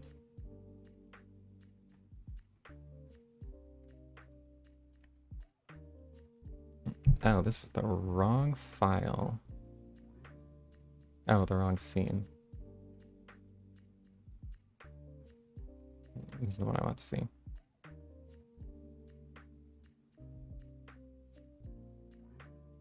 Okay, now it gets to 1. That's perfect. So now I'm not going to scale this up. And I'm not going to add this here. I'm not going to print that.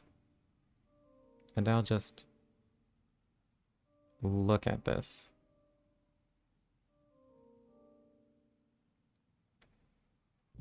Does that look the same?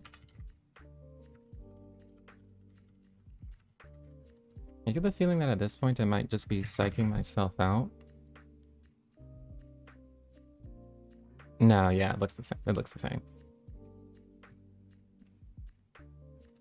Now the only thing is that it's writing backwards. Oh, and it's printing, which I don't need it to do. Anymore.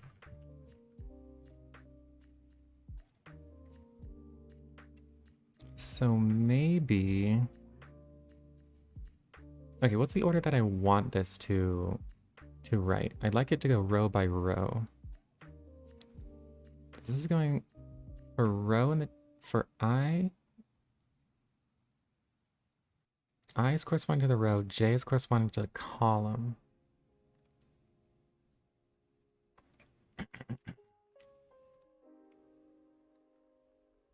Oh, but I'm doing this. Translation, and then I'm adding that one.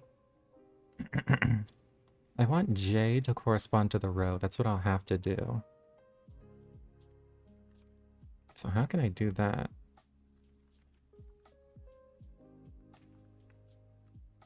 Maybe what I want to do is just have for I in range 8. And then for J in range 8.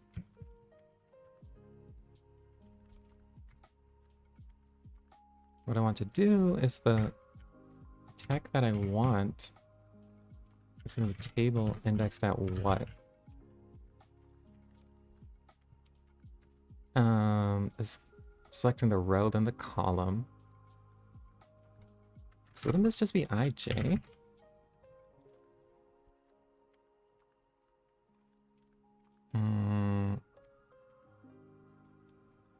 Row I, column J. Okay. Great. Then I want this one's offset to be...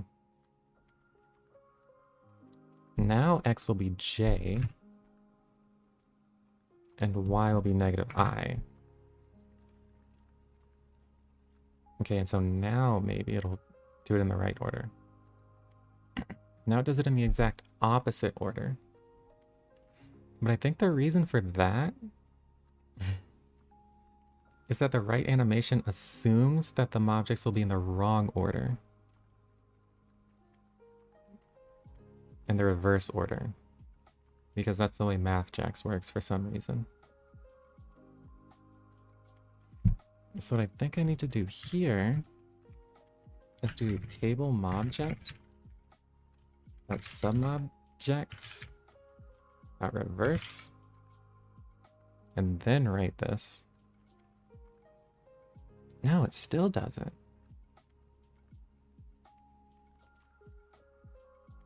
Darn.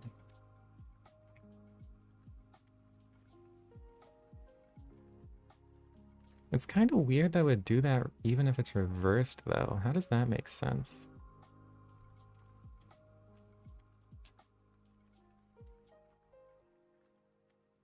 I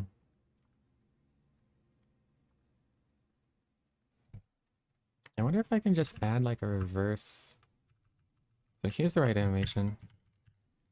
Here's where reverse is. Oh, it does reverse on family members with points. I'm gonna need a configuration flag like reverse that tells it whether or not that should be reversed. That's what I'll have to do. So now I have to copy this init function.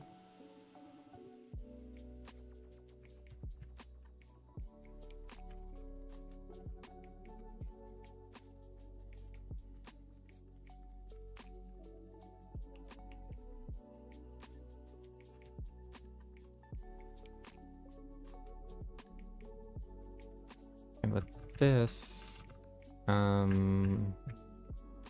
mobjects. Duration equals duration, delay, sure. Offset, sure. Object function, no. Begin.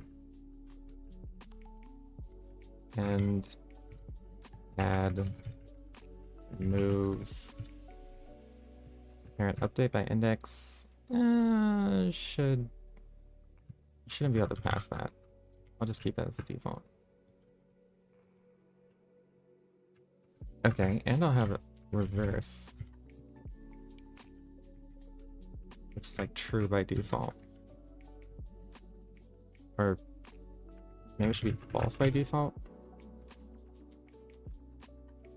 So to do this stuff,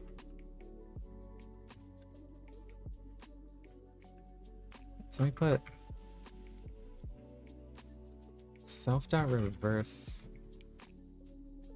is reverse. And now if reverse is false,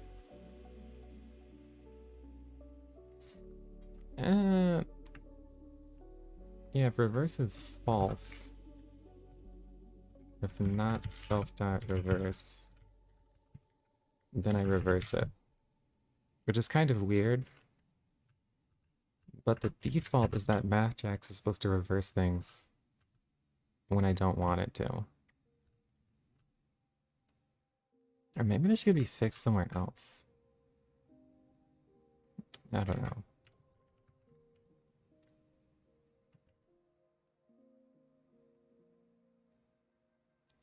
Okay, but now I'll put reverse equals true or something like that. And hopefully that'll write it in the correct order.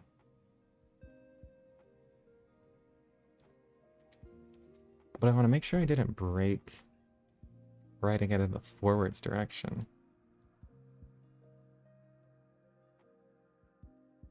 Okay, so that's backwards. Then I'll add the reverse.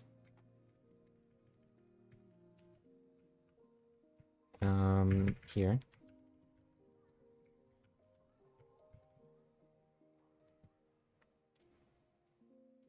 Okay, now it writes in the correct direction. But what I want to check, I want to make sure if I write something normal, quote unquote,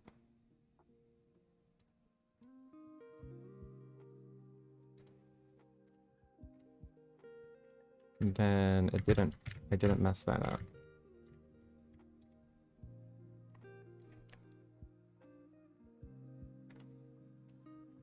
So let me not write this.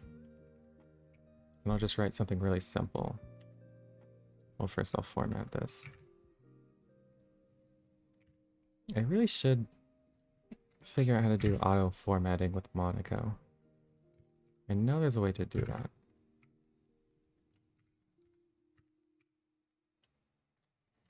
I'll just have x equals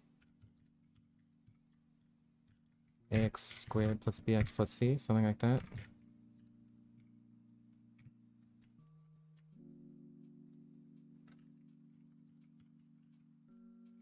And just write this.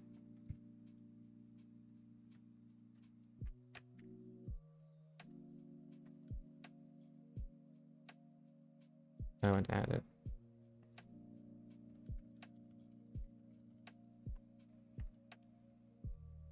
Okay, and that writes in the forwards direction. The rate function isn't linear, though. It should be linear by default.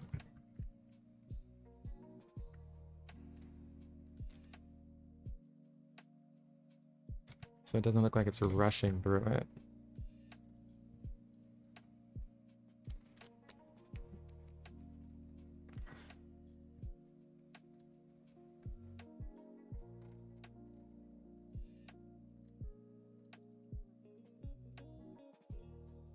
Great, so that's perfect. Then this also works.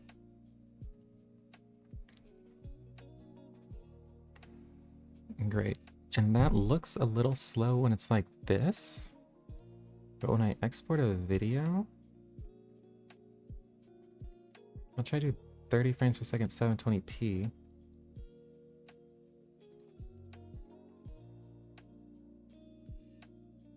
Did it work?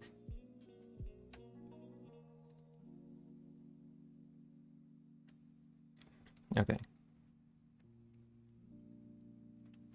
Anyway, if I export this video, it should look really smooth.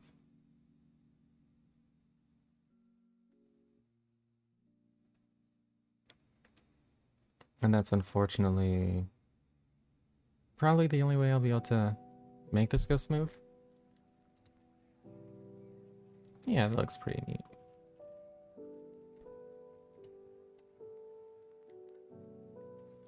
Cool. Okay, but I don't want this to take 4. I'll just make this take like 2.5 or so. You know, I have to switch back to this. Okay, so I'm gonna do that.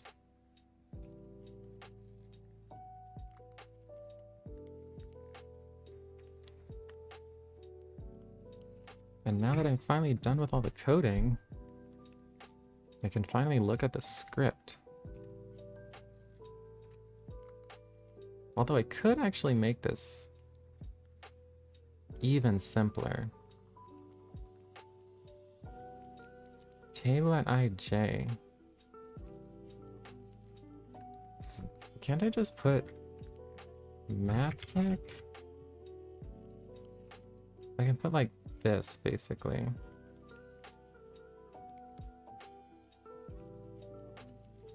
Here?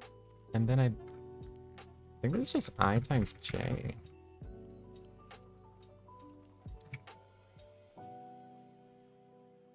And this might do the same thing. Yep. I am so good at programming.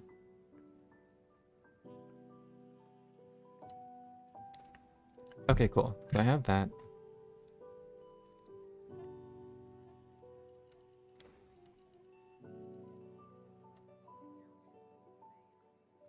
Let's see what the script says.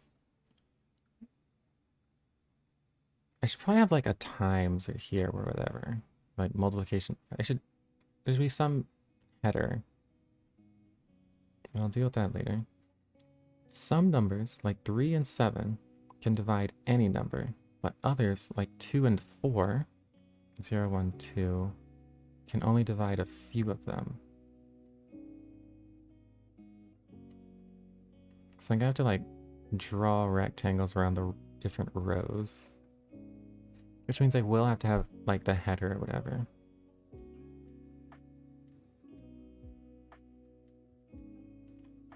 When I say they can divide any number, I have to add an extra sentence here. That says can divide any number because I feel like I'm thinking about this backwards. I have to write this out to think of it correctly. No, give me an empty... A divides B. What this means, I'll say like that equals X. What this means is that X times B is equal to A, or A is equal to X times B. So, some numbers like 3 and 7 can divide any number because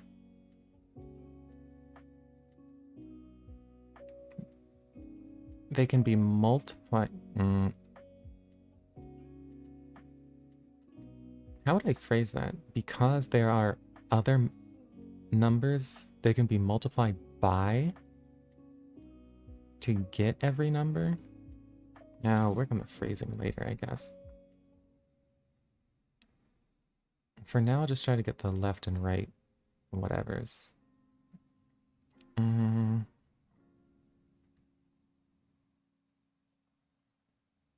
So I won't try to write this. I'm just going to add it.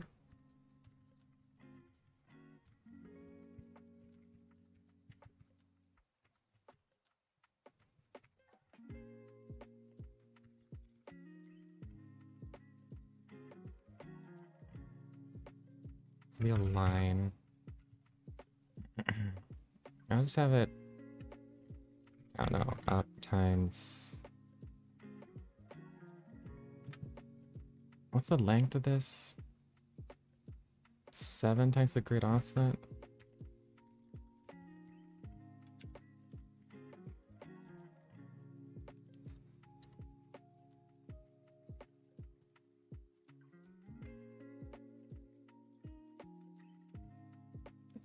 I'll just say the origin.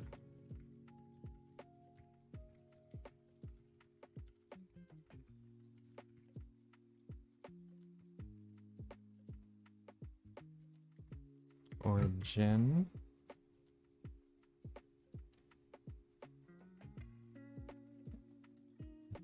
So what I really want is up times 7/2 times that to down times 7/2.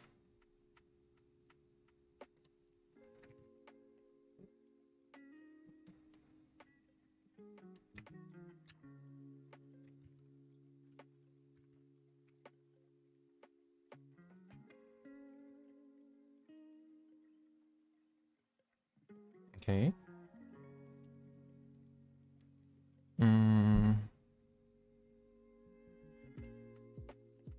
I think instead of 7/2, this should just be 4.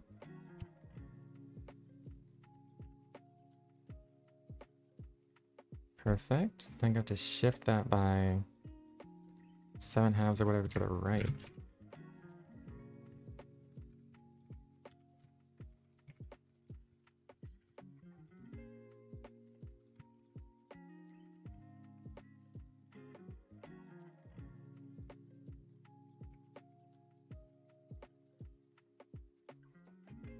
Oh, not to the right, to the left.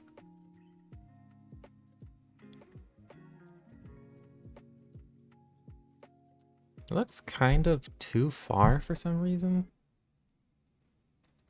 Oh, it's times that.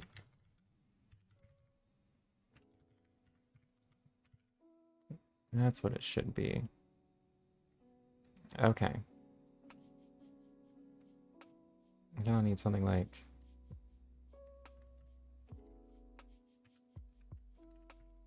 Separator buffer. It can be like maybe 0.4.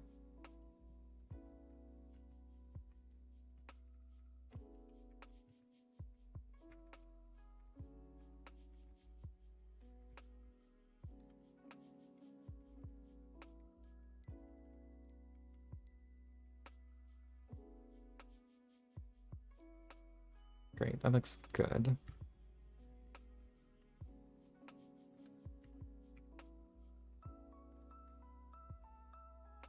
Okay, so that works for the right separator. Then I'll need an up separator. Or should I just add the numbers here first? For like 0 through 8? Or 0 through 7?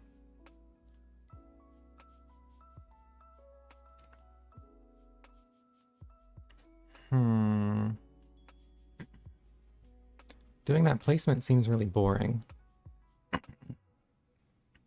If I'm being honest. But I guess I gotta do it.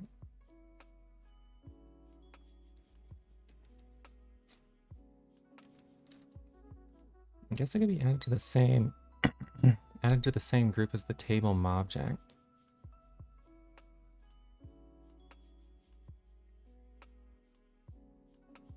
If it was, actually,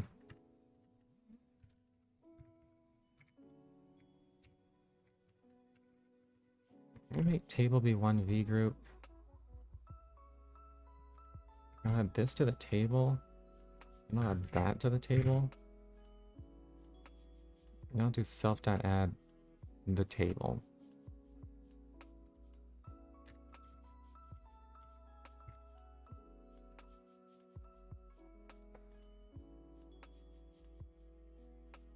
It looks the exact same.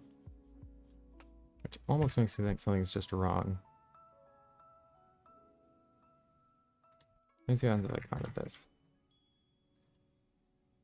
Nope, it disappears.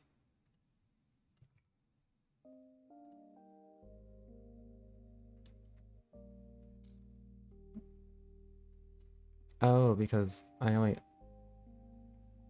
This should make it wrong. If I translate the model matrix of the table. Okay, now that's too far to the up and left.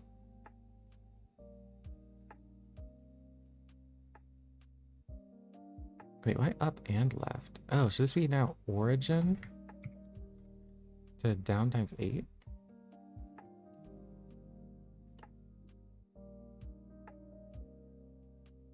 Okay. And then I translate it to the left by how much? 7/2 times that grid offset sounds right, actually. Plus the separator buffer? I guess it isn't. Maybe this should only be 4? Oh, maybe I don't have to translate it at all.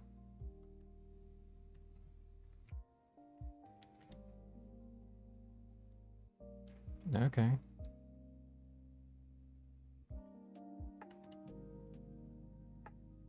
Although 8 is still... Oh no, 7 should be 7 since the distance between these is only 7. And then like plus some buffer.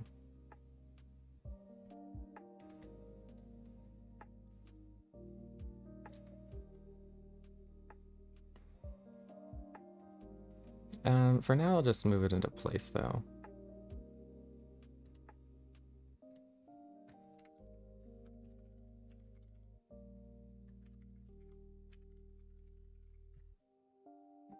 Like that.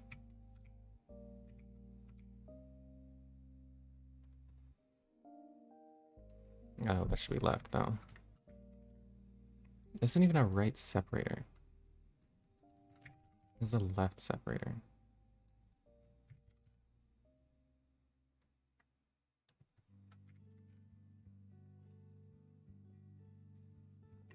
Okay, cool. Then I'll want to add the numbers over here that denote the actual entries.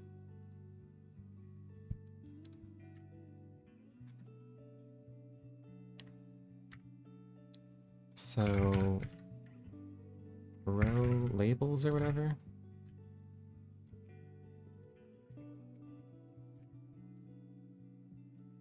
I might as well have this autoplay. Nah, I won't have it autoplay. That could be slow.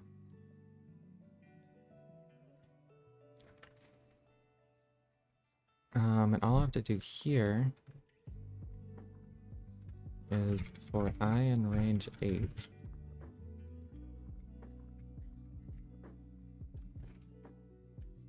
Tech is math tech.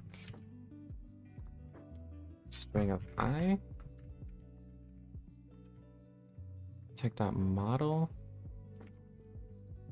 I want to translate that down. Times I times like whatever. Then add it to this.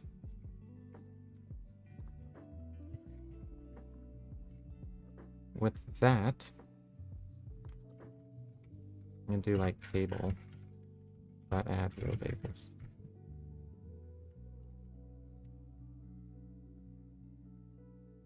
Okay, okay, okay. So it needs to be translated left.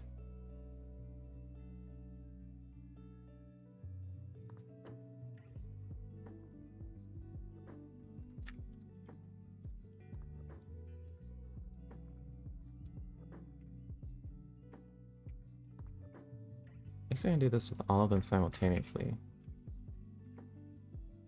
Row labels model is left times, I guess, twice the separator buffer.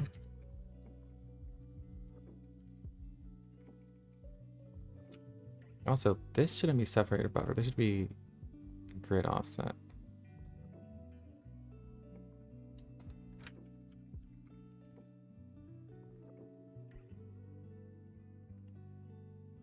Nice. And then I should probably change the color of these.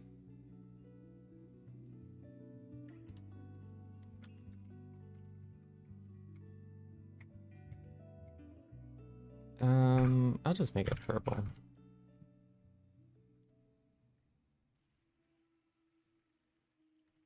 And a brighter purple. Which I don't know if this is even brighter. Nope, that's darker.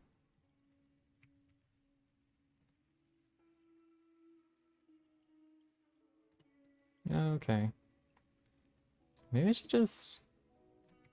I'll go with A. Yeah, okay. I should use like complementary colors or whatever.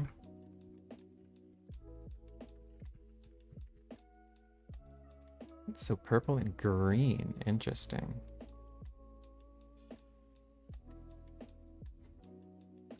Or purple, orange, green. Okay, but this is that left separator and the row labels, which I think I want to just call them left labels. Probably simpler.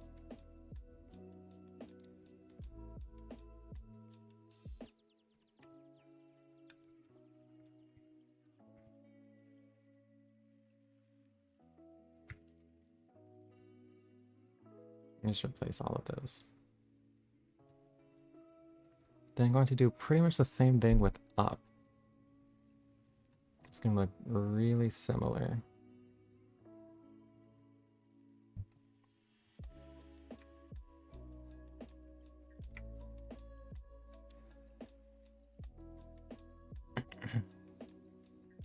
Now this left separator is going to be... Actually, I'm going to do find replace.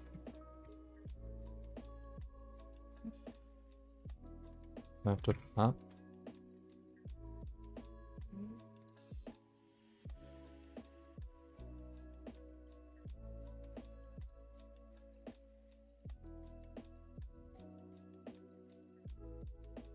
I messed one up. I replaced the constant, but whatever.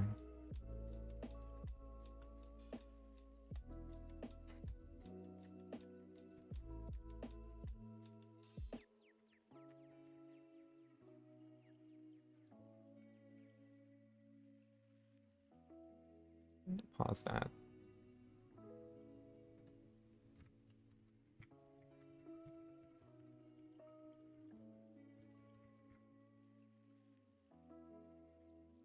Okay, this one's going the origin down. Should be going the origin right. The model. I think this should just be up. And same thing here. Okay, so we're gonna do this. I'll make this orange.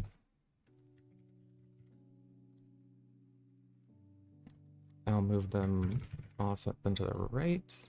Add tech, up labels model, translate it up. Okay, let's see how that looks. Oh, there's no orange. Interesting. Red? Okay, so that kind of works.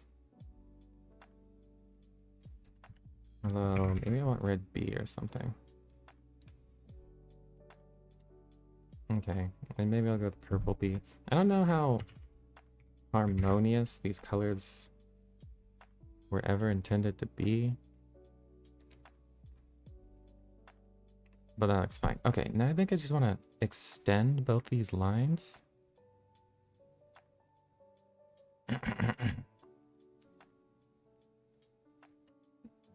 So do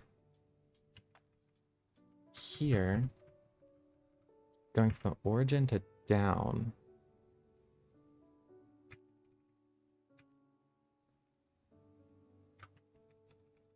Let me do up times this buffer.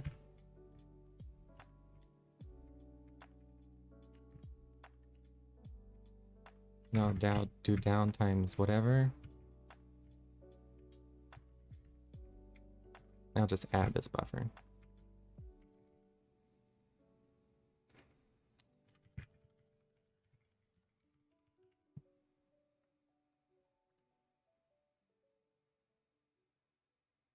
Weird. Oh, down times, it had to be like this.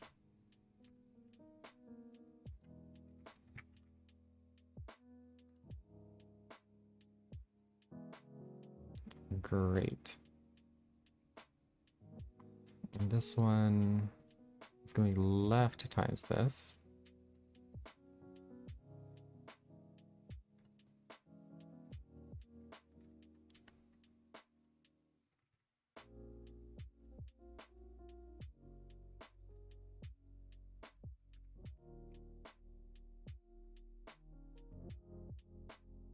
Okay, so that should be left.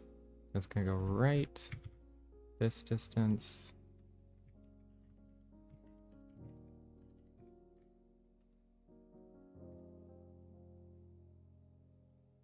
Okay, so that actually works. Maybe I should go a little bit further up and left so that I can put the times symbol here.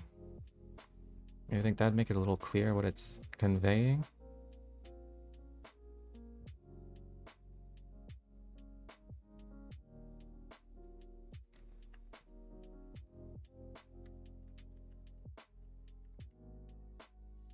Let's see if that's enough. Not quite. What I want is, should I just be grid offset?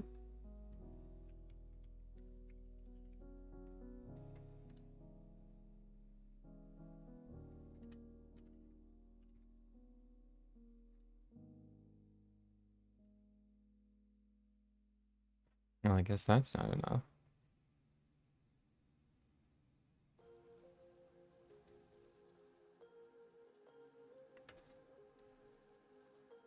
Which is a little strange to me. Okay.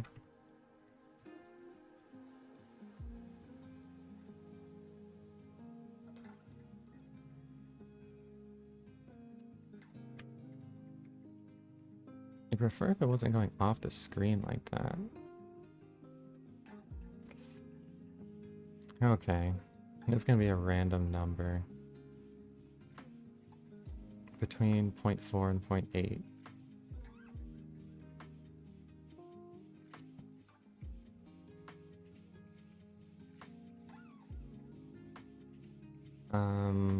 We'll try 0.6. Maybe 0.5 will do it.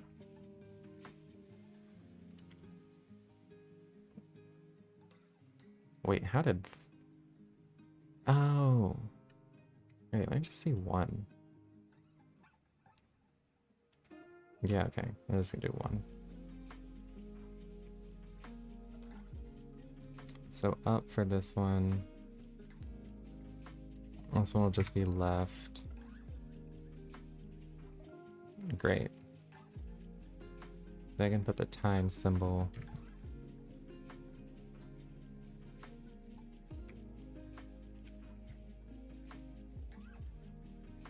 Multiplication symbol.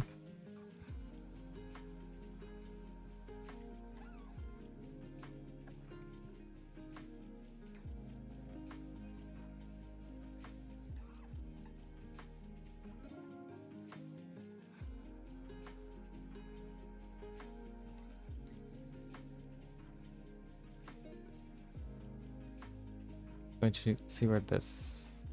Okay, so it's there.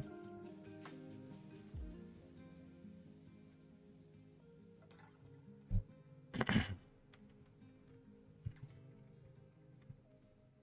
wish I had a fast way to pause this. Anyway, multiplication symbol dot model.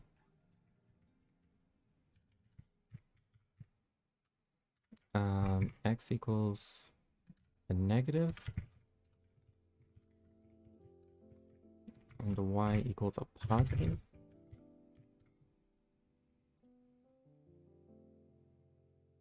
Great. Nice. Now I have this table here.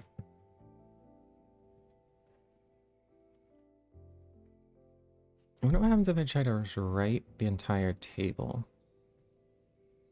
I get the feeling this will look kind of bad. But let's see.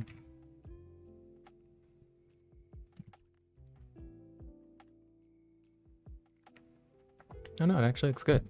It goes in the order I expect. I wonder if...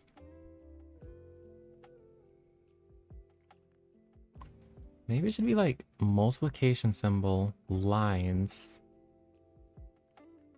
then the labels, then the table.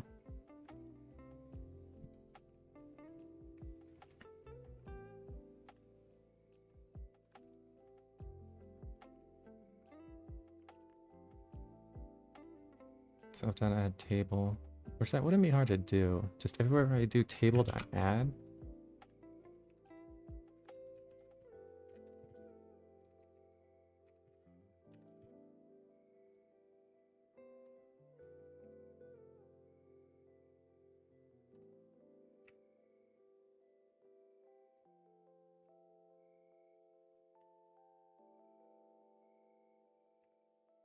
I'll get rid of those. And now at the end here, go to table.add. Hopefully in order. Multiplication symbol. Left separator.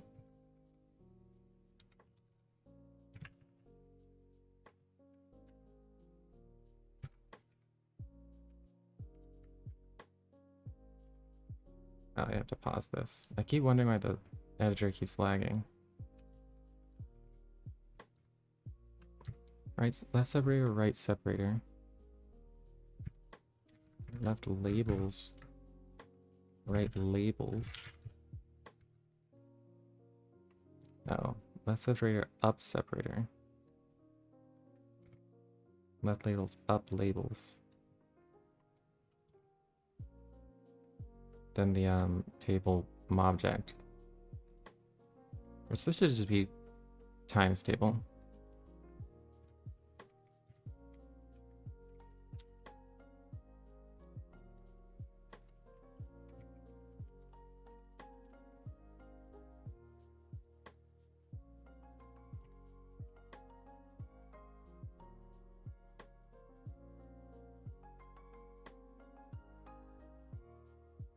Yeah, okay. So I want to see how that looks as a WebM.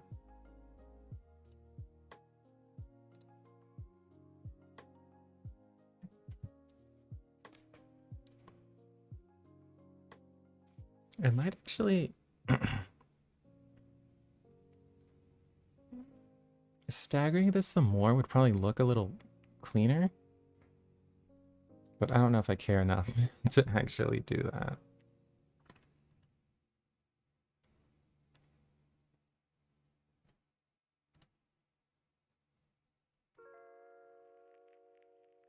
It's off center now. I guess this is actually 4 across and 4 high now. So these 7.5s, they should just be 8 or 4.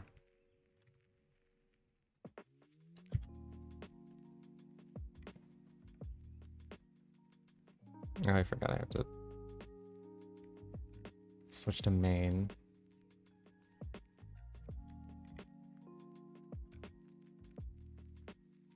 Oh, now it's doing this annoying scroll thing.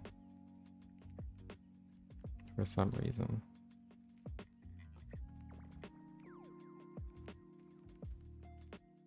And nope, that is too far.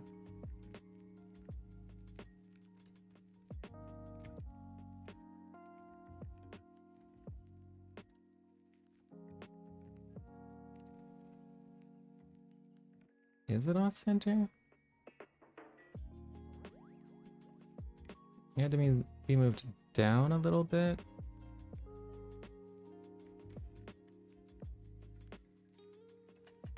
Seven half.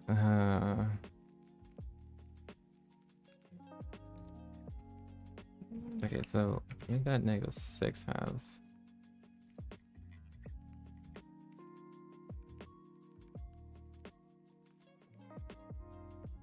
Okay, so that looks cleaner. And as for how far up, maybe that's just my 6 halves or 6 halves too.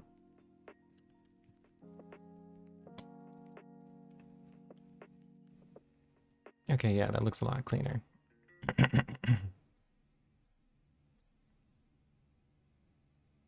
3, 6. Yeah, great. So I'm gonna save that. I'm gonna go back so that it doesn't do that scrolling thing.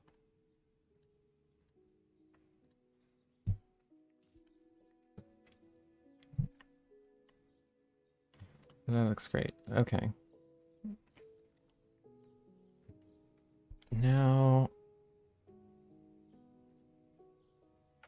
I ended up not making that much progress through the script, unfortunately, because of all the maintenance stuff that I did. But oh well, I got a lot done.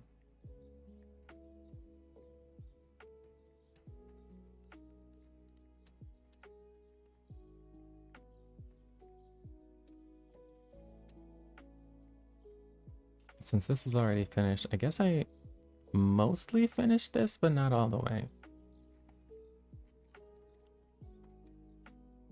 I guess a lot of my time got spent positioning this. That did end up being a fair amount of time.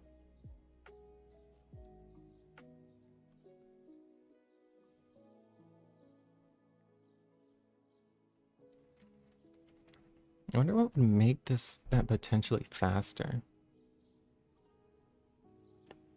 Maybe if at first I didn't try to animate anything and I just positioned all the objects, that probably would have made it decently faster. And then just try to animate that afterwards. Okay, but I'm going to stop it here.